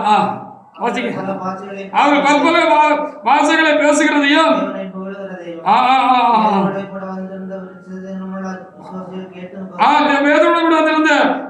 விசுவாசிகள் கேட்கும் போது பரிசுத்தாவின் வரம், இந்த கிறிஸ்துவின் ஆவியானவர், இந்த பிதாவின் ஆவியானவர் புரியாதிகள் மேலும் பிரமிச்சாங்க. அவங்களுக்கு பிரமையா இருந்துச்சு. இது என்னமா முடியும், எப்படி முடிந்தது? நம்ம யூதர்கள் நாம் விசுவாசிக்கிறோம், ரைட்டு தான். அவர் கூட கொஞ்சம் யூதர்களை ரசிக்கப்பட்டு விசுவாசிகளாகி யூதர்களை அவர் கூட்டிட்டு வந்திருந்தாரு. ரொம்ப ஆச்சரியப்பட்டாங்க. பாருங்க, இந்த பரிசுத்த ஆவியானவர் கிறிஸ்துவை குறித்து சாட்சி கொடுப்பார் என்று வேதத்திலே எழுதப்பட்டிருக்கிறது. கிறிஸ்து யார்? அவர் தேவன். கிறிஸ்து யார்? அவர் ஒரு இரட்சகர். கிறிஸ்து யார்? பாவங்களுக்காக வழியாக வந்த, மாம்சத்தில் வந்த தேவன். எப்படின்னு நேரத்தில் பல காரியங்கள் எழுதப்பட்டிருக்குல்ல. இதையெல்லாம் நமக்குள்ள விளங்கிக் கொள்வதற்கு, ஒவ்வொரு விசுவாசிகள் விளங்கிக் கொள்வதற்கு, நாம் விளங்கிக் கொண்டதை மற்றவர்களுக்கு விளக்கிச் சொல்வதற்கு இந்த கிறிஸ்துவின் ஆவியானவர், இந்த பிதாவின் ஆவியானவர், இந்த பரிசுத்த ஆவியானவர் என்ன செஞ்சாரு? பெந்தெகோஸ்தே நாளில் சீசர்கள் மத்தியில் வந்தாரு, பேதுருக்குள்ள வந்தாரு என்றெல்லாம் நம்ம இங்கே சொல்லி நம்ம பார்க்கிறோம். அதை உறுதிப்படுத்தும்படியாக என்ன நடந்துச்சுன்னா, அந்த வார்த்தை தேவ ஆவியினால பிரசங்கிக்கப்பட்டது. பேதுருடைய வார்த்தை, கிறிஸ்துவின் ஆவியானவர் அவருக்குள்ள இருந்து தம்மை குறித்து, தம்முடைய காரியங்களை குறித்து அவருக்கு தெளிவா சொன்னாரு. பிதா ஆவியானவர் அங்கே அதை நடப்பித்துக் கொண்டிருந்தார். அப்படி நடப்பித்துக் கொண்டிருந்த பொழுது அவங்க விசுவாசித்த உடனே அவர்களுக்கு அது இன்னும் சரியா வழங்குறதுக்காக அந்த கிறிஸ்துவின் ஆவியானவர், அந்த பிதாவின் ஆவியானவர், பரிசுத்த ஆவியானவர் என்ன செஞ்சுட்டான்னு சொல்லி பார்க்கிற பொழுது, அந்த திருத்துவ தேவனாக அந்த ஆவியானவர் என்ன செஞ்சுட்டார் சொல்லுகிற பொழுது, அதை கேட்டுக்கிட்டு உள்ளுக்குள்ளேயே வந்துட்டார், மேலே வந்துட்டார். அல்லேலூயா. பார்த்தீங்களா? அப்போ அவர் உயிரோடு கூட இருக்கிறார் என்பதற்கு அன்றைக்கு இருந்தவர்கள் மாத்திரமல்ல, இன்றைக்கு இருக்கிறவர்களோ, அவர் வருகிற வரைக்கும், திரும்ப வருவேன் என்று சொல்லிவிட்டு போனவர் வருகிற வரைக்கும் ஒவ்வொருவரும் சாட்சிகளாக இருக்கும்படியாக தூய ஆவியானவர் நமக்குள்ளே வந்திருக்கிறார் என்று சொல்லி நம்ம பார்க்க வேண்டிய. அப்போஸ்தலர் 4ஆம் அதிகாரத்தில் 12வது வசனம், அவரை அல்லாமல் வேறு ஒருவரும் இரட்சகர் இல்லை என்பதற்கு சாட்சியாக பரிசுத்த ஆவியானவர் நமக்குள்ளே வந்திருக்கிறார். அவை அல்லாமல் ஒருவரும் சாட்சியா இருக்கும் இரட்சகர் இல்லை என்பதற்கு அந்த பரிசுத்த ஆவியானவர் நமக்குள்ளே சாட்சியா வந்திருக்கிறார். நாமும் சாட்சிகளாக இருக்கிறோம் அந்த பரிசுத்த ஆவியினாலே. வாசிக்கலாம். அப்போஸ்தலர் 4ஆம் அதிகாரத்தில் 12வது வசனத்தை ஒரு தேவனுக்குள்ள எடுத்து வைக்க வாசிக்கலாம். அவராலே அன்றி வேறொருவரால் ரட்சிப்பு இல்லை, நாம் ரட்சிக்கப்படும்படிக்கு வானத்தின் கீழெங்கும் மனுஷருக்குள்ளே அவருடைய நாமமே அல்லாமல் வேறொரு நாமம் கட்டளையிடவில்லை என்று ரொம்ப திட்டமாக அங்கே அப்போஸ்தலர் சொன்னார், பேதுரு சொன்னார் என்று சொல்லி அங்கே நமக்கு எழுதி கொடுக்கப்பட்டிருக்கிறது. அவரே என்று வேறொரு இல்லை ரட்சிக்கப்படுவதற்கு. எதிலிருந்து ரட்சிக்கப்படுவதற்கு? பாவத்திலிருந்து ரட்சிக்கப்படுவதற்கு, பாவத்தின் பிடியிலிருந்து ரட்சிக்கப்படுவதற்கு, சாத்தானுடைய பிடியிலிருந்து ரட்சிக்கப்படுவதற்கு, சுயத்தின் பிடியிலிருந்து ரட்சிக்கப்படுவதற்கு, இந்த உலகத்தின் பிடியிலிருந்து ரட்சிக்கப்படுவதற்கு, மனிதனுடைய பிடியிலிருந்து ரட்சிக்கப்படுவதற்கு, எல்லா அடிமைத்தனங்களிலிருந்து ரட்சிக்கப்படுவதற்கு அந்த கிறிஸ்துவதான், அவருடைய நாமம் தான் கட்டளையிடப்பட்டிருக்கிறது. வானத்திலும் பூமியிலும் வேற நாமம் இல்லை என்று அடித்து சொல்வதற்கு பரிசுத்த ஆவியானவர் சீசர்களுக்குள்ளே வந்தார். அதை நாமும் அடித்து சொல்வதற்கு நாமும் பரிசுத்த ஆவியை பெற்றிருக்கிறோம். அந்த பரிசுத்த ஆவியானவர் தைரியமாக சொல்ல முடியும். கிறிஸ்துவினாலே அன்றி வேறு ஒருவரினாலும் ரட்சிப்பு கிடையாது, கிடையவே கிடையாது. எல்லாம் வந்தாங்க அவதார புருஷர்கள் என்று சொல்லி எத்தனையோ பேர் என்ன செய்தார்கள்? வந்தார்கள், இந்த பூமியில வந்தார்கள் என்று சொல்லி பிற மதங்கள் எல்லாம் அவர்கள் அவதார புருஷர்கள் என்று கொண்டாடுகிறார்கள். நல்ல காரியம்தான். ஆனால் கொண்டாடினாலும் கொண்டாடுகிற அவர்கள் என்ன செய்ய முடியாது? அவர்கள் அவர்கள் கொண்டாடுகிற அவதார புருஷர்களும் பாவிகளாக இருந்தார்கள், பாவம் செய்கிறவர்களாக இருந்தார்கள், முறைகட்டவர்களாக இருந்தார்கள், சரியில்லாதவர்களாக இருந்தார்கள். அவர் பாவ கல்விசமுடையவர்களாக அவர்கள் என்ன செய்தார்கள் இருந்தார்கள் என்று சொல்லி அவருடைய புராணங்கள் அல்ல சரித்திரம் என்று அவர்கள் நம்புகிற காரியங்களே சொல்லுகிறது என்று சொல்லி நாம் என்ன அறிந்திருக்கிறோம். ஆனால் நம்முடைய தேவனாகிய கிறிஸ்துவானவர் அவர் தேவன் மாம்சத்தில் வெளிப்பட்டார் என்று இருக்கிறது, மாம்சத்தில் வந்தார் என்று இருக்கிறது. அவர் தேவன், அவர் பாவம் இல்லாதவர், பாவம் செய்யாதவர். அவர் சரீரத்தில் அவதார புருஷராக, அவர் புருஷோத்தமனாக அவர் கடந்து வந்த பொழுதும் அவரிடத்தில் பாவம் இல்லை. அதான் யோவான் 8ஆம் அதிகாரத்தில் அவர் சொல்லுகிற பொழுது என்ன சொன்னார்? என்னிடத்தில் பாவம் உண்டு என்று சொல்லி யார் என்னை குற்றப்படுத்தக்கூடும் என்று சொல்லி அவர் கேட்டான்னு சொல்லி பார்க்கலாம். அப்படின்னா அவர் ஒருவர் தான் இந்த நாட்படி பட்டியலிட்ட எல்லா காரியங்களில் இருந்தும் ஒரு மனிதனை ரட்சிக்கக்கூடிய, இந்த உலகத்தை ரட்சிக்கக்கூடியவர் என்று சாட்சியாக இருந்தாங்க அப்படின்னு சொல்லி சொல்லப்படும். அப்போஸ்தலர் 13ஆம் அதிகாரத்தில் 38, 39 வசனங்களை நீங்க வாசி பாருங்க. கிறிஸ்துவின் ஆவியினால் ஒருவன் பாவத்திலிருந்து விடுதலாக முடியும் என்று சொல்லி சொல்லப்பட்டிருக்கு. வேற எந்த மதத்திலும் எந்த ஒரு கடவுளை பின்பற்றுவர்களும் பாவத்திலிருந்து விடுதலை அடைய முடியாது என்பதை நாம் உறுதியாக நாம் என்ன செய்ய முடியும், சொல்ல முடியும். அப்ப பாவத்திலிருந்து விடுதலையாக்கக்கூடிய ஒரு ரட்சகர் என்பதை இந்த பரிசுத்த ஆவியை பெற்றுக் கொண்டதுனால நாமும் அனுபவித்து அறிந்து ருசித்து பாவத்திலிருந்து விடுதலையாகி, என் தேவன் இப்படிப்பட்ட மோசமான காரியங்களை நான் இருந்தேன், குடிச்சேன், வெறிச்சேன், விபச்சாரம் பண்ணேன், பொய்காரனா இருந்தேன், களவு செய்கிறவனாக இருந்தேன், நான் ஒரு பொறாமக்காரனா இருந்தேன், நான் ஒரு கோபக்காரனா இருந்தேன், நான் கற்பனை பிடிச்சவனாக இருந்தேன், நான் அகங்காரம் பிடிச்சவனா இருந்தேன், நான் மனமாட்டி மூலவனா இருந்தேன், மற்றவர்களை மதிக்காதவனாக இருந்தேன், நான் எந்த ஒரு காரியத்திலும் நல்ல காரியத்துக்கு கூட இணங்கி போகாதவனா இருந்தேன், நான் ஒரு துணிகரக்காரனா இருந்தேன், நான் ஒரு துரோகியாக இருந்தேன், நான் மற்றவர்களை வேதனைப்படுத்துவதா இருந்தேன், மற்றவர்களை பயக்கிறவனா இருந்தேன், மற்றவர்களால் பயக்கப்படுவனா இருந்தேன். இப்படி எல்லாம் நான் இருந்தேன். எனக்கு நானே அடிமையா இருந்தேன்.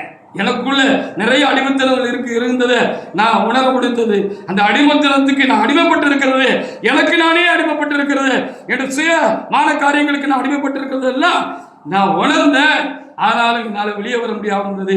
எப்பொழுது நான் கிறிஸ்துவை ஏற்றுக்கொண்டு அவருடைய பிள்ளையாக நான் மாறினோ, அந்த கிறிஸ்துவின் ஆவியானவர் அந்த கிறிஸ்து எனக்குள்ளே போந்தாரோ, அன்னையிலிருந்து இவர்கள் எல்லாம் நான் விடுதலையானேன். கண்ணி தெரிச்சிட்டு நான் விடுதலையாகிட்டே இருக்கிறேன் என்பதற்கு நாம் இப்பொழுது அந்த பரிசுத்த ஆவியினாலே நாம் சாட்சிகளாக இருக்கிறோம் என்று எழுதப்பட்டிருக்கு. அப்போஸ்தலர் 13ஆம் அதிகாரத்தில் 38, 39 வசனங்களை ஒரு தேவனுக்குள்ளே எடுத்து இன்னைக்கு வாசிங்க பாப்பா. 38, 39. இவர் மூலமாய் உங்களுக்கு பாவமன்னிப்பு உண்டா அறிவிக்கப்படுகிறது.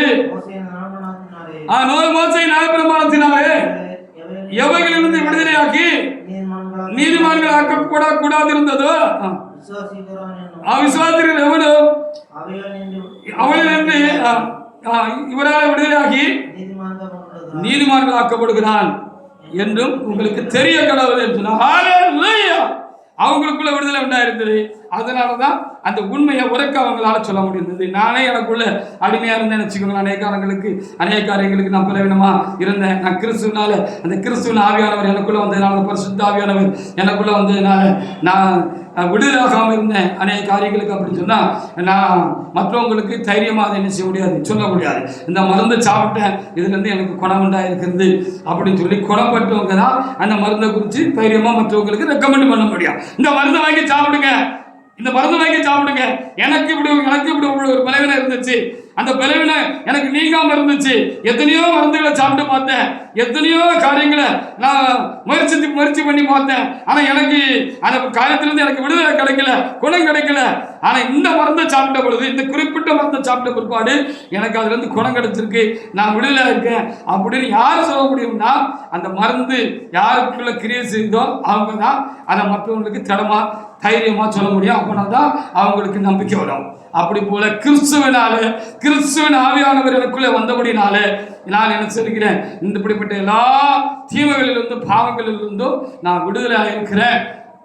இதுவரைக்கும் விடுதலையாக முடியாத காரியங்களிலிருந்து நான் விடுதலையாக இருக்கிறேன்னு அவர் உரக்க என்ன செஞ்சாரு, அவர் தெரிந்திருக்க கூடாதுன்னு சொன்னார். அப்போ பார்த்தீங்களா, பாவத்திலிருந்து நம்ம விடுதலை பண்ணுகிறவர் இந்த பரிசுத்த ஆவியானவர் கிறிஸ்துவானவர் என்பதற்கு நாமும் இப்பொழுது என்ன செஞ்சிருக்கிறோம், சாட்சியாக இருக்கிறோம் என்று சொல்லப்பட்டிருக்கிறார்கள். பவுலே அதற்கு சாட்சி. ரோமர் 8:2 வாசி பாருங்க.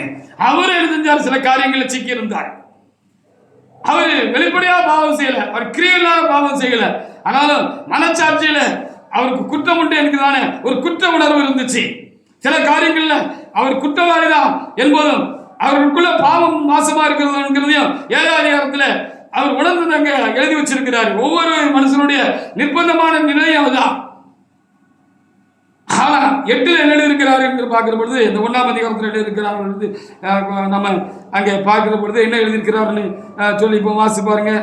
அப்போஸ்தலர் 9:1-2 வாசி பாருங்க. இப்படி இருந்தவர் சாரி வாசிக்க. எனக்கு மிகுந்த துக்கம் இடைவிடாத மனவேதனை உண்டாயிருந்தது.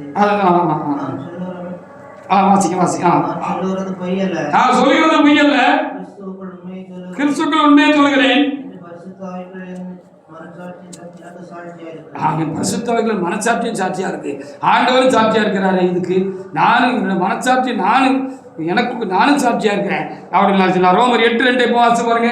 எதுக்கு அவர் சாட்சியா இருந்தாரு? பரிசுத்தாவிக்குள்ளே மனச்சாட்சியும் சாட்சியா இருக்குன்னு சொன்னாரு.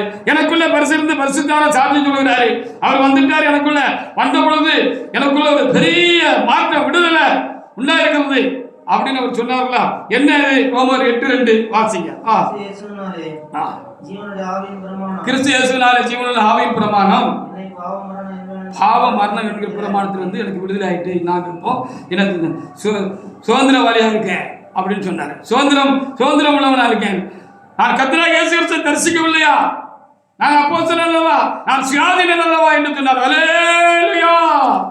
அந்த கிறிஸ்துவின் ஆவியானவர், அந்த பரிசுத்த ஆவியானவர் அவருக்குள்ள வந்த பொழுது அவர் விடுதலை அடைந்தவராக இருந்தார். அப்ப எத்தனை சாட்சி பாருங்க. நம் தேவனுடைய பிள்ளைகள் என்பதற்கு நமக்குள்ளே பரிசுத்தாவின் சாட்சியா இருக்கிறார். நாமும் அந்த பரிசுத்தாவினாலே மற்றவர்களுக்கு சாட்சிகளாக நாம் என்ன செய்கிறோம்? இருக்கிறோம் அப்படின்னு சொல்லி பார்த்தோம். அவர் உயிரோடு கூட இருக்கிறார் என்பதற்கு, உயிர் தெழுந்தார் என்பதற்கு அந்த உயிர் தெழுந்த கர்த்தருடைய ஆவியானவர் நமக்குள்ளே சாட்சியா இருக்கிறார். நாமும் அவர் உயிரோடு கூட இருக்கிறதுக்கு அந்த ஆவியினாலே நம்ம இப்ப சாட்சியாக இருக்கிறோம். அவரே என்று வேறொரு ரட்சகர் இல்லை என்பதற்கு, அவரே பாவத்திலிருந்து விடுதலை ஆக்கிறவர் என்றும், பாவத்திலிருந்து பாவத்தை பரிகரிக்கிறவர் என்றும், பரிகாரி என்றும் நமக்குள்ளே கிறிஸ்துவின் ஆவியானவர் சாட்சியா இருக்கிறார். நாமும் விடுதலை அடைந்திருக்கிறோம். நாம் அந்த கிறிஸ்துவின் ஆவியினாலே நான் விடுதலை இருக்கிறபடினாலே அந்த கிறிஸ்துவின் ஆவியானவர்னாலே நான் உலகத்துக்கு சாட்சிகளா இருக்கிறோம். சொல்லுகிறோம் அல்லவா? சில நேரங்கள இந்த உயிர்த்தெழுதல் பண்டிகை நாட்களெல்லாம் நான் சொல்லுவேன், நீங்கள் கூட சொல்ல தகுதி உள்ளவங்க தான் நினைக்கிறேன். நானும் விடுதலை அடைந்திருக்கிறேன். அந்த கிறிஸ்துவனுடைய உயிர்த்தெழுதல் வல்லமை எனக்குள்ளா இருக்கிற அப்படினாலே கடந்த காலத்தில் இருந்த அநேக தீமைகள் இருந்து, பாவங்கள் இருந்து என்னிடத்திலிருந்து நான் விடுதலை அடைந்திருக்கிறேன். சாத்தானுடைய வல்லமையிலிருந்து விடுதலை அடைந்திருக்கிறேன் என்று 2 வருட சாட்சி உண்மையா இருக்குங்கிற மாதிரி நான் பரிசுத்தாவின் துணையோடு கூட நான் என் ஆவியோடு சேவைக்கு வந்த தேவனாய் கர்த்தருடைய ஆவியினுடைய துணையோடு கூட நான் சொன்னது உண்டு. இப்படி அநேகர் சொல்லும்படியாக கிருபை பெற்றிருக்கிறார்கள். அப்புறம் இப்பொழுது இன்னும் ரோமர் 9:4-5 வாசி பாருங்க. பவுலடியாருக்கு பிரச்சனையே என்ன? அவரை கிறிஸ்துவை அறிந்து கொண்டிருக்கிற பிரச்சனை என்னன்னு சொன்னா, ஒரே தேவன் தான் உண்டு, இஸ்ரவேலின் தேவனே தேவன், அவரே என்று வேற தேவர்கள் உனக்கு உண்டாயிருக்க வேண்டாம் என்று சொல்லியிருக்கிறபடினால இஸ்ரவேலின் தேவன் தான் தேவன், அவரே என்று வேற தேவர்கள் கிடையாது என்கிறதுல ரொம்ப பக்தி வைராக்கியம் உள்ளவராக இருந்தார்.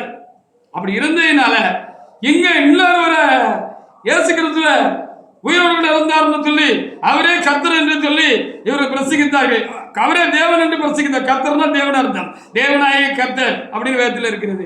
கர்த்தராகிய தேவன் என்று வேதத்தில் இருக்கிறது. அப்போ தேவனே கர்த்தர், தேவனாகிய கர்த்தர், அவரே கர்த்தர், அவரே தேவன் என்று இந்த பரிசுத்தாவியை பெற்றுக் கொண்டவர்கள், பிதாவின் ஆவியை பெற்றுக்கொண்டு, பிதாவின் பரிசுத்தாவியும் குமாரன் ஆவியை பெற்றுக் கொண்டவர்கள் அதனுடைய ஆழங்களை அறிந்து இவர் தேவன் என்று அறிந்து கொண்டார்கள். அல்லேலூயா! பிதா மாத்திரம் தேவன் அல்ல, இந்த கிறிஸ்துவன் தேவன் என்று அறிந்து கொண்டார்கள்.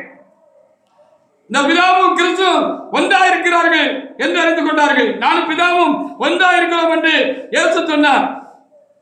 பிலிப்பு கேட்டார் இயேசுவிடத்துல, பிதாவை எங்களுக்கு காண்பிக்க போகும் என்று சொன்னார்.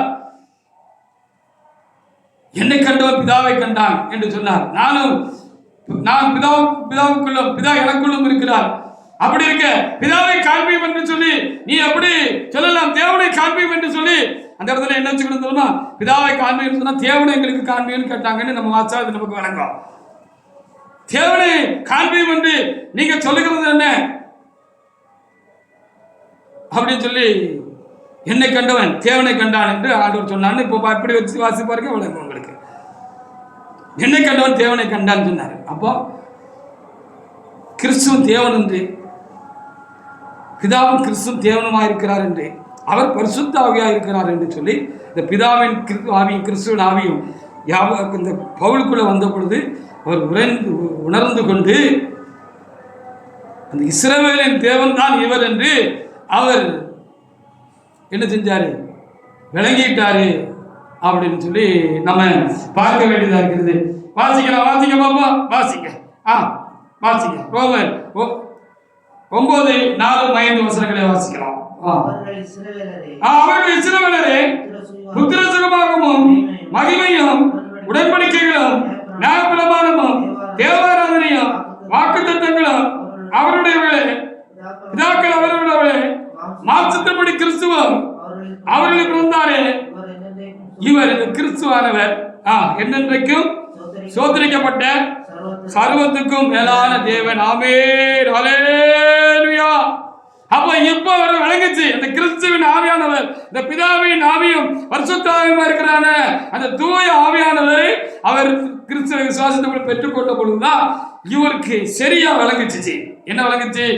இவர் இஸ்ரவேலின் தேவன், இந்த கிறிஸ்துவானவர் இஸ்ரவேலின் தேவன் தான், வேற யாரும் இல்லை. இவர் என்னைக்கு சோதரிக்கப்பட்ட அந்த சர்வத்துக்கு மேலான அந்த தேவன் தான், அந்த தேவன் தான், இஸ்ரவேலின் தேவன் தான் இவர் தான் என்ன செஞ்சிருக்கிறாரு?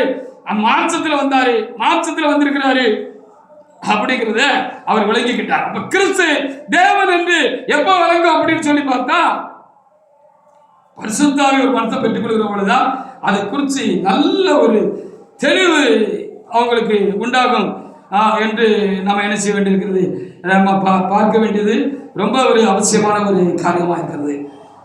நிருபத்தில் எழுதுகிற பொழுது பரிசுத்த ஆவியினால் அன்றி ஒருவனும் இயேசுவை கர்த்தர் என்று சொல்லக்கூடாது அப்படின்னு ஒரு இடத்துல என்ன செய்யப்பட்டிருக்கிறது, எழுதி கொடுக்கப்பட்டிருக்கிறது. அப்போ பரிசுத்த ஆவியினால் தான் இயேசு கர்த்தர் என்று தேவன் என்று முழு நிச்சயமாக நம்ம அறிந்து கொள்ள முடியும், அல்லது விசுவாசிக்க முடியும், விசுவாசித்து அறிந்து கொள்ள முடியும். அதற்கு தான் இந்த பரிசுத்த ஆவியானவர் நமக்குள்ள சாட்சியாக வந்திருக்கிறார். நம்ம விளங்கிக்கிட்டா தான் அவர் தேவன் என்பது நானும் நீங்களும் தெளிவாக விளங்கிக்கிட்டா தான் அவர் தான் இஸ்ரவேலின் தேவன், அவர் தான் சுதந்திரிக்கப்பட்ட இஸ்ரவேலின் தேவன் என்பதை நம்ம தெளிவாக விளங்கிக்கிட்டாதான், அவர் தான் தேவன் என்பதை விளங்கிக்கிட்டாதான், நம்ம புரிஞ்சுக்கிட்டாதான், நம்ம விசுவாசித்தால்தான், நான் விசுவாசமா இருந்திருக்கிற காரியத்தை அந்த பிதாவின் ஆவியினால அந்த கிறிஸ்துவானவர் தேவன் என்பதை மற்றவங்களுக்கு சொல்றபடியும் சொல்வதற்காக நமக்கு விளங்குறதுக்காக நமக்குள்ள வந்திருக்கிறார். நாமும் அது விளங்கி புரிந்து அறிந்து விசுவாசித்து சொல்வதற்காக அவர் தேவன் என்பதற்கு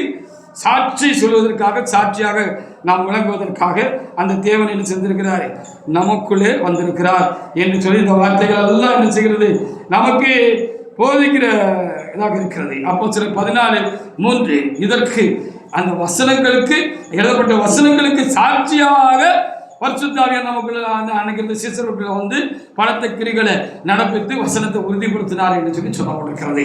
கிறிஸ்து யாரு, தேவன் யாரு, பிதா யாரு, குமாரன் யாரு, பரிசுத்த ஆவியானவர் யாரு அப்படிங்கிற குறித்தும் அவருடைய கிரிகளை குறித்தும் வெளிப்படையாக நமக்குள் விளங்க செய்வதற்காகவும் மற்றவர்களுக்கு நம்ம மூலமாக விளங்க செய்வதற்காகவும் அந்த வசனங்களை உறுதிப்படுத்துவதற்காக அந்த ஆவியானவர் நமக்குள்ள வந்து நமக்குள்ள இருந்து அந்த காரியங்களை விளங்க செய்கிறார் என்று நாம் என்ன செய்யணும், எடுத்துக்கொள்ள வேண்டும். வாசிக்கலாம். அப்போஸ்தலர் 14 அதிகாரத்தில் 3வது வசனத்தை ஒரு தேவனுடைய பிள்ளை எடுத்து நீங்க வாசிக்கலாம். வாசிக்க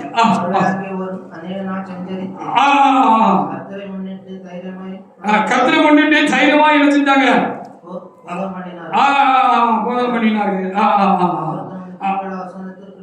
ஆமா, கிருபையுள்ள வசனங்களுக்கு சாட்சியாக அடையாளங்களும் அற்புதங்களும் அவர் கைகளால் செய்யப்படும்படி தேவன் அனுக்கிரகம் பாராட்டினார். ஹல்லேலூயா.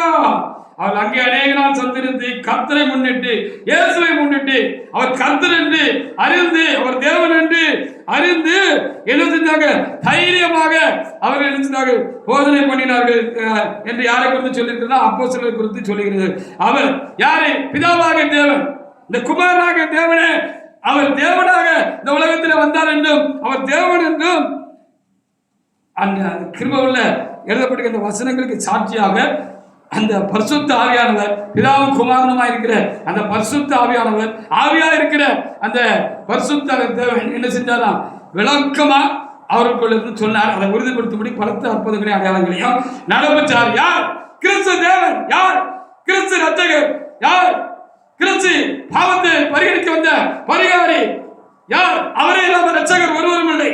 யார் கிறிஸ்து? யார் என்பதற்கு இப்படி அநேக காரியங்கள் நாம் பார்த்தது போல நமக்கு விளங்க செய்ய அந்த பரிசுத்த ஆவியாகிய தேவன், அந்த திருத்துவ தேவன் நமக்குள்ளே என்ன செய்தா வந்தார்.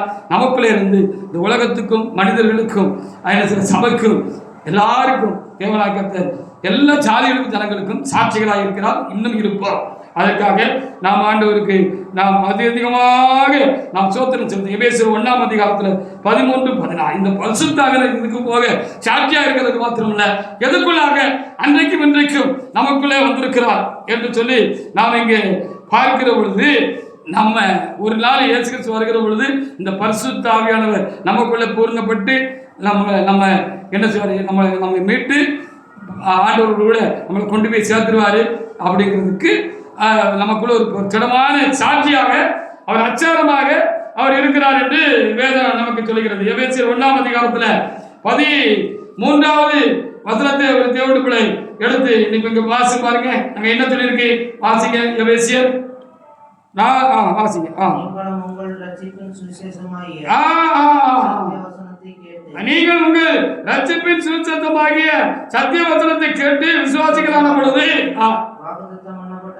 வாக்குத்தத்தப்பட்ட பரிசுத்த ஆவியினால் அவருக்கு முத்திரை போடப்பட்டீர்கள். அவருக்கு சொந்தமானவர்கள் அவர்கள் மகிமைக்கு புகழ்ச்சியாக மீட்கப்படுவார் என்பதற்கு ஆவியானவர் நம்முடைய சுதந்திரத்தின் அச்சாரமாக இருக்கிறார்.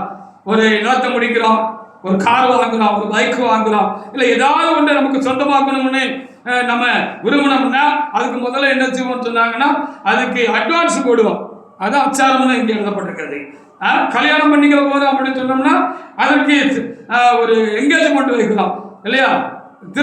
மேரேஜ் என்கேஜ்மெண்ட்னு ஒன்று வைக்கிறோம் இல்லையா? அதற்கு அச்சாரமாக இருக்கிறது, அதற்கு முன்னான ஒரு காரியமாக இருக்கிறதுன்னு சொல்லி பார்க்கிறோம். அப்படி பரிசுத்த ஆவியானவர் நமக்குள்ள வந்திருக்கிறது. நம்ம கர்த்தர் வருகை நாளில் நம்ம எடுத்துக்கொள்ள நம்ம மீட்கப்படுவோம். நம் சரீரத்திலும் மீட்கப்படுவோம். ஆத்மாவில் மீட்கப்பட்டிருக்கிறோம்னா, அந்த ஆவியானவருடைய ஆத்மாவில் மீட்கப்பட்டிருக்கிறோம்னா நம் சரீரத்திலும் மீட்படைந்து நாம் மீட்கப்படுவோம், பூரண மீட்பை ரட்சிப்பை பெறுவோம் என்பதற்கு அந்த பரிசுத்த ஆவியானவர் நமக்கு அட்வான்ஸாக அச்சாரமாக நமக்குள்ள வந்திருக்காரு அப்படின்னு இங்கே தெளிவாக எழுதப்பட்டிருக்கிறது. நாம் 2 கொரிந்தியர் 3:18 நம்ம வாசி பார்க்கலாம். 2 கொரிந்தியர் 3:18 இப்படி இந்த பரிசுத்த ஆவியானவர் நமக்குள்ள இருந்து உள்ளேயும் வெளியேயும் நம்மளை தேவ இயேசுடைய சாயலுக்கு, கிறிஸ்துடைய சாயலுக்கு நம்மளை என்ன செய்கிறாரு? உருமாற்றிக்கிட்டே இருக்கிறாரு. அப்படி உள்ளே மாறிக்கிட்டு இருக்கோம், வெளியே நம்முடைய சாயல் மாறிக்கிட்டே இருக்கு. பாருங்க, கோபக்காரனா, கடுமையான கோபக்காரனா ஒருத்தன் இருக்கான் அப்படின்னு வச்சுக்கோங்களேன். அந்த கோபப்பட்டு அந்த வெளியிலையும் அந்த முகத்திலையும் அந்த கடுமை தெரியும். அந்த கோபத்தினுடைய கடுகோபத்தினுடைய காரியம் அந்த முகத்துல அந்த ஆளை பார்த்தோன்னே தெரியும், இவன் சரியான கோபக்காரன் அப்படின்னு பார்த்தோன்னு தெரியும். இந்த கோபம் போய் அந்த கிறிஸ்துவனுடைய சாந்தம், அந்த தேவ ஆவியானவருடைய சாந்தமான காரியம் அவங்களுக்குள்ள வருதுன்னு சொல்லி வைங்க. சாந்தம் அந்த மனச்சால்மையும் அவங்களுக்குள்ள வருகிற அந்த முகச்சாயலும் மாறிடும். இந்த முகத்தாயிலும் அந்த முகத்தை பார்த்தோன்னே ஒரு சாந்த சொருவியாக அவளை பார்த்தோன்னே ஒரு சாந்தமான ஆளு, ஒரு தாழ்மையான ஆளு அப்படின்னு பார்த்தோன்னே தெரியும், பேச்சில் தெரியும், செயல் எல்லாத்துலேயும் அது வெளிப்படும். அப்படி நம்ம உருமாறிக்கிட்டே இருக்கோம். உள்ளே உருமாறிக்கிட்டு இருக்கோம், வெளியும் என்ன செஞ்சுட்டு இருக்கோம், நம்ம உருமாறி கொண்டிருக்கோம்னு சொல்லி 2 கொரிந்தியர் 3:18 நமக்கு எழுதி தந்திருக்கிறது. வாசித்து பார்க்கலாம். 2 கொரிந்தியர் 3:18 வாசிங்க. நாம் எல்லாரும் திறந்த முகமாய் கர்த்தருடைய மகிமையை கண்ணாடியில் காண்கிறது போல் கண்டு ஆவியா இருக்கிற கர்த்தராலே அவருடைய சாயலாகத்தானே அவருடைய சாயலாகத்தானே மகிமை மேல் மகிமை இருந்து உருமாறிக்கிட்டே இருக்கும். நம்ம ஆவியானவர் என்ன சாயல இருக்காரு? கிறிஸ்துவின் சாயல இருக்காரு. கிறிஸ்து அவருடைய சாயல இருக்காரு, தேவனுடைய சாயலா இருக்கிறாரு. அப்போ தேவ சாயலாக நாம் மாறிக்கொண்டிருக்கிறோம். தேவ சாயலாக மாறி தேவனோடு இருப்பேன், நான் தேவனோடு இருப்பேன். அப்படிதானே பாடுகிறோம், பாத்தீங்களா? அப்போ பரிசுத்த ஆவியானவர் கிறிஸ்துவின் சாயலா இருக்கிறார், கிறிஸ்து தேவ சாயலா இருக்கிறார். பரிசுத்த ஆவியானவர் தேவனாக இருக்கிறார், கிறிஸ்துவும் தேவனாக இருக்கிறார். தேவன் பிதாவானவர் தேவனாக இருக்கிறார், தேவன் பிதா குமாரன் பரிசுத்த ஆவியாக இருக்கிறார், தேவன் ஒருவராக இருக்கிறார். ஹல்லேலூயா! இது ரொம்ப டீப்பான காரியம். எந்த அளவுக்கு நாம் புரிந்து கொள்கிறோம் என்று நமக்கு தெரிஞ்ச வரைக்கும், கர்த்தர் நமக்குள் வெளிப்படுத்துற வரைக்கும் நம்ம தெரிஞ்சு கொள்கிறோம் அப்படிங்கிறது தான் கடமை. அப்போ நம்ம தேவனை போல மாறுகிறோம், கிறிஸ்துவை போல மாறுகிறோம், பரிசுத்த ஆவியானவரை போல மாறுகிறோம். அதற்காக நமக்குள்ள அந்த பரிசுத்த ஆவியானவர் வந்திருக்கிறார். நாம் உருவாடி கொண்டே இருக்கிறோம். ஒரு நாள் சரீரமும் தேவ சாயல் அடைந்துவிடும். ஹல்லேலூயா! அதுக்காக தான் வந்திருக்கிறார். இதுக்காக உள்ள இருந்து நம்ம இன்னும் விடுவிக்கப்பட வேண்டிய காரியங்கள் இருக்கு, இன்னும் நம்ம விடுதலையாக வேண்டிய காரியங்கள் இருக்கு. அவைகளை இருந்து நமக்குள்ள இருந்து நம்மளை என்ன செய்ய விடுதலாக்கிக்கிட்டே இருக்கிறார். வெள்ளி குகை புலப்படுகிறது போல நீங்கள் ஒவ்வொருத்தருக்கும் குகையில நீங்கள் தெரிந்து கொள்ளப்பட்டவர்கள் சொல்வது போல பரிசுத்த ஆவியானவர் நமக்குள்ள இருந்து என்ன செஞ்சுக்கிறாரு? நம்மளை புடம் போட்டுக்கிட்டே இருக்காரு. நம்ம இன்னும் விட்டுவிட வேண்டிய காரியங்கள், சரி செய்ய வேண்டிய காரியங்கள், நிறைய காரியங்கள் நம்ம கிட்ட இருக்கு. நம்ம வெளியே வர வேண்டிய காரியங்கள், தேவனுடைய சாயல் குறைவா இருக்கிற நாம் அதுல வளர வேண்டிய காரியங்கள் என்று நிறைய இருக்கிறது. இந்த பரிசுத்த ஆவியானவர் தேவனுடைய ஆழங்களே வந்திருக்கிறார், அவர் தேவனாக இருக்கிறார். ஆனபடினால் அவர் நமக்குள்ளாக வந்திருக்கிறபடினால அவருக்கு நம்மளை விடுதலாக்கிக்கிட்டே இருக்கிற ஒரு அனுபவத்தை நமக்குள்ள வச்சிருக்கிறாரு. நம்ம கரெக்டா அவருக்கு ஒப்பு கொடுத்தா நம்ம விடுதலாக்கிக்கிட்டே இருப்போம். அதான் முக்கியமாக நம்ம கவனிக்க வேண்டிய ஒரு விஷயம். அதுக்கு முந்தின வருஷம் 17 கூட வாசிங்க. அதுக்கு முந்தின வசனத்தை 17 தேவனுக்குள்ள நீங்க வாசி பாருங்க. 2 கொரிந்தியர் 3:17.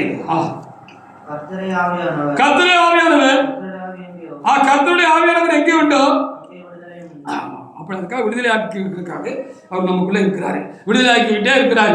நம்ம அவருக்கு கூட ஒத்துழைக்கணும், நம்ம சண்டித்தனம் பண்ணக்கூடாது, திமிரக்கூடாது. ஆமா, அவர் நமக்கு சொல்லி காட்டுவாரு, உங்ககிட்ட இந்த குறை இருக்குப்பா, இந்த குறை இருக்குப்பா, இந்த குறை இருக்குப்பான்னு நமக்குள்ள இருந்து சொல்லுவாரு. பரிசுத்தவான் இடத்துல இருந்து நமக்கு சொல்லுவாரு. சொல்லுகிற பொழுது நம்ம திமிரக்கூடாது,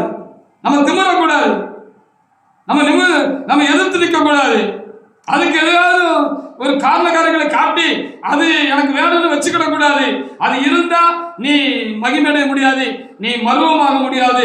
அது உனக்கு கடைசி நேரங்களில் தடையா இருக்கும். அதை இப்போதே விட்டுரு, அதை விட்டுறதுக்கு நான் உனக்குள்ள இருந்து பிறந்தானே அப்படின்னு இந்த பரிசுத்த தேவன் நமக்குள்ள இருந்து அவரு சொல்லுகிற பொழுது அவருக்கு இடம் கொடுத்து அப்படியே அவர் பாதத்தில் நம்ம என்ன செஞ்சோம், நம்மளை ஒப்பு கொடுத்துட்டோம்னா விட முடியாது. எவ்வளோ பெரிய குணக்கேடா இருந்தாலும் சரிதான், நமக்கு எதிரியா இருக்கிற நம்மளோட சுயமா இருந்தாலும் சரிதான், நமக்குள்ள இருக்கிற பெருமையா இருந்தாலும் சரிதான், நமக்குள்ள இருக்கிற அகங்காரமா இருந்தாலும் சரிதான், தாங்கிற அகங்காரமா இருந்தாலும் சரிதான், மற்றவர்களை மதிக்காத தன்மையாக இருந்தாலும் சரிதான், நமக்குள்ள இருந்து நம்ம வளரக்கூடாதபடிக்கு, ஆவியில வளரக்கூடாதபடிக்கு, நாம் இன்னும் கர்த்தருக்கு வளரக்கூடாதபடிக்கு, உருவாக்கப்படக்கூடாதபடிக்கு கருத்து இருக்க எந்த பொல்லாத சுவாபக்கேடா இருந்தாலும் சரிதான், பாவமா இருந்தாலும் சரிதான், பலவீனமா இருந்தாலும் சரிதான், முடியாமைகளா இருந்தாலும் சரிதான், இந்த பரிசுத்த ஆவியினால நம்ம என்ன செஞ்சிருவோமா, நம்ம விடுதலை அடைய முடியும். அதுக்கு நாம் என்ன செய்யணும்னு இந்த பரிசுத்த ஆவியான சொல்றாங்கன்னா, நானா வந்து நீங்களா இருந்தாலும் அந்த பரிசுத்த ஆவியான நமக்கு அப்பப்போ அது உள்ள இருந்து கிளம்புற பொழுது பாத்தியா 2 நாள் ஒழிச்சுட்டு இருந்துச்சு, இப்போ தலையை காட்டுது. இது என்னுடைய காரியம் இல்லை, இது சாத்தானுடைய காரியம், இது என்னுடைய காரியம் இல்லை, உன் காரியம், உன்னுடைய ஜென்ம சுபாவம், உன்னுடைய பலவீனம், இது எனக்கு ஏற்காதது, இது கிறிஸ்துவனுடைய சுபாவம் இல்லை, இது தெய்வீக காரியம் இல்லை அப்படின்னு நமக்கு சுட்டி காட்டுகிற பொழுது சரண்டர் ஆகிடும். காலில் விழுந்துட்டோம்னா அவர் நம்மளை என்ன செய்வார், அதிலிருந்தும் எல்லாத்திலிருந்து விடுதலையாக்கி நம்மளை ஆசீர்வதிப்பார். அதற்காக இந்த பரிசுத்த ஆவியானவர் நமக்குள்ள என்ன செஞ்சிருக்கிறாரு, வந்திருக்கிறாரே. 1 கொரிந்தியர் 6:12 வாசிக்கலாம். நாம் பரிசுத்தமாக்கப்பட்டு கொண்டே இருக்கிறோம், நித்தமும் நாம் பரிசுத்தமாக்கப்பட்டு கொண்டே இருக்கிறோம். 1 கொரிந்தியர் 11 ஒரு தேவனுடைய கூட எடுத்து வாசிக்கலாம். 1 Corinthians 6:11. உங்களில் சிலர் இப்படிப்பட்டவர்களாக இருந்தீர்கள்.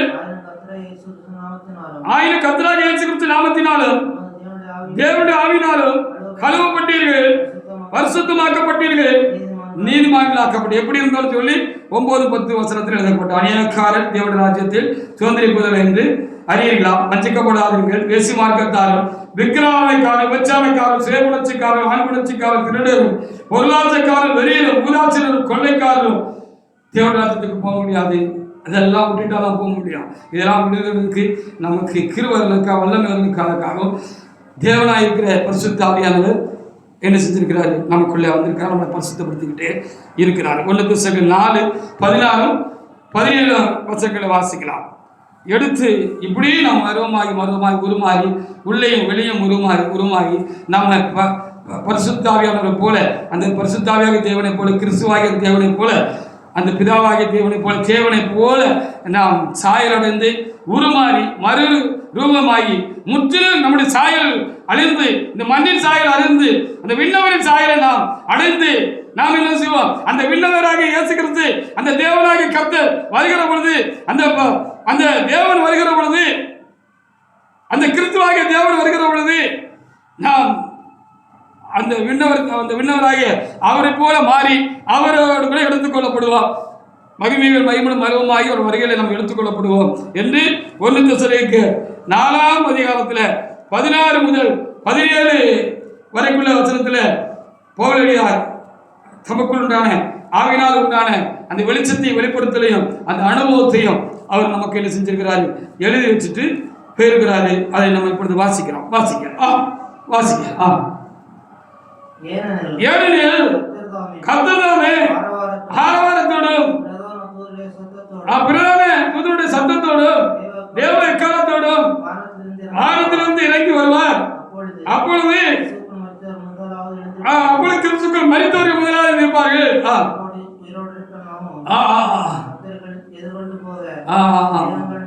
அவரோடு கூட எடுத்துக்கொள்ளப்பட்டு எப்பொழுதும் கர்த்தரோடு கூட இருப்போம். விண்ணவர் சாயலை அடையும்படியாக விண்ணவர் நமக்குள்ளே வந்திருக்கிறார். பரிசுத்த ஆவியாய் கிறிஸ்துவின் ஆவியாய் தேவ ஆவியாய் இருக்கிற அந்த திருத்துவ தேவன் விண்ணவர் என்ன செய்திருக்கிறார்? அந்த பரிசுத்த ஆவியானவர் எனக்குள்ளும் உங்களுக்குள்ளும் என்ன செய்கிறார்? இதற்காக வந்திருக்கிறார் என்று சொல்லப்பட்டிருக்கு. ஒருவேளை நம்ம கிறிஸ்து வர்றதுக்கு முன்னால மறைச்சிட்டாலும் நமக்கு புது உடலும் புது உயிரும் தந்து தேவனாய் கர்த்தர் விண்ணவருடைய சாயலை, அந்த பரிசுத்த ஆவியாக இருக்கிறார அந்த விண்ணவருடைய சாயலை, கிறிஸ்துவின் சாயலை நமக்கு கொடுத்து புதிய ஒரு சரீரத்தை கொடுத்து பரலோக சாயலை நமக்கு கொடுத்து அந்த விண்ணவருடைய சாயலை கொடுத்து இந்த மண்ணின் சாயலை நாம் ஒழித்து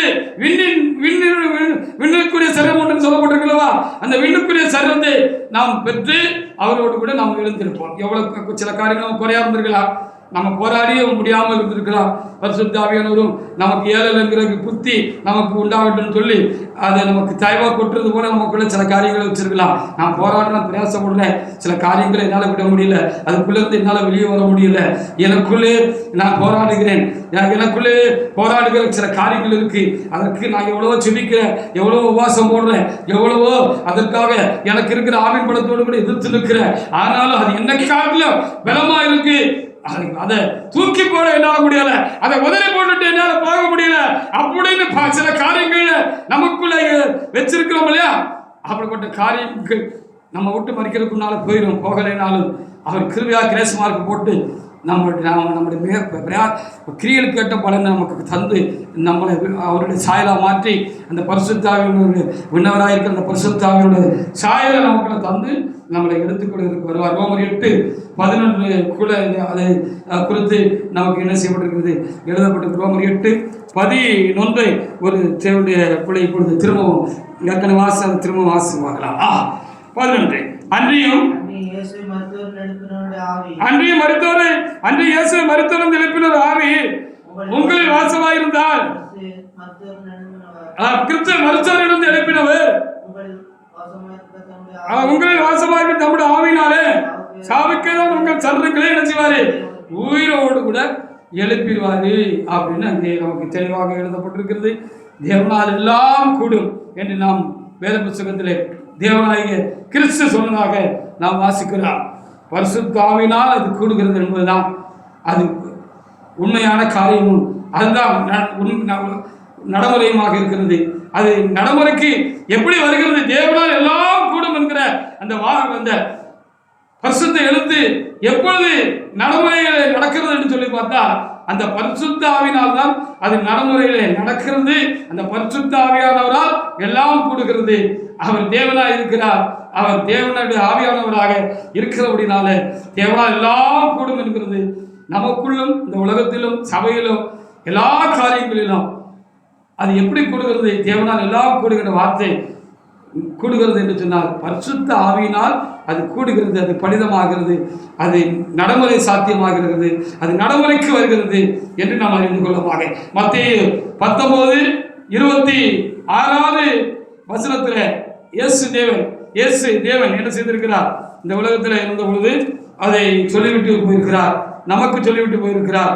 அதற்காக நாம் தேவனாய் கர்த்தருக்கு நாம் சோத்திரம் சொல்லுவதுமாக 19:26 எடுத்து வாசிக்கலாம். வாசிங்க.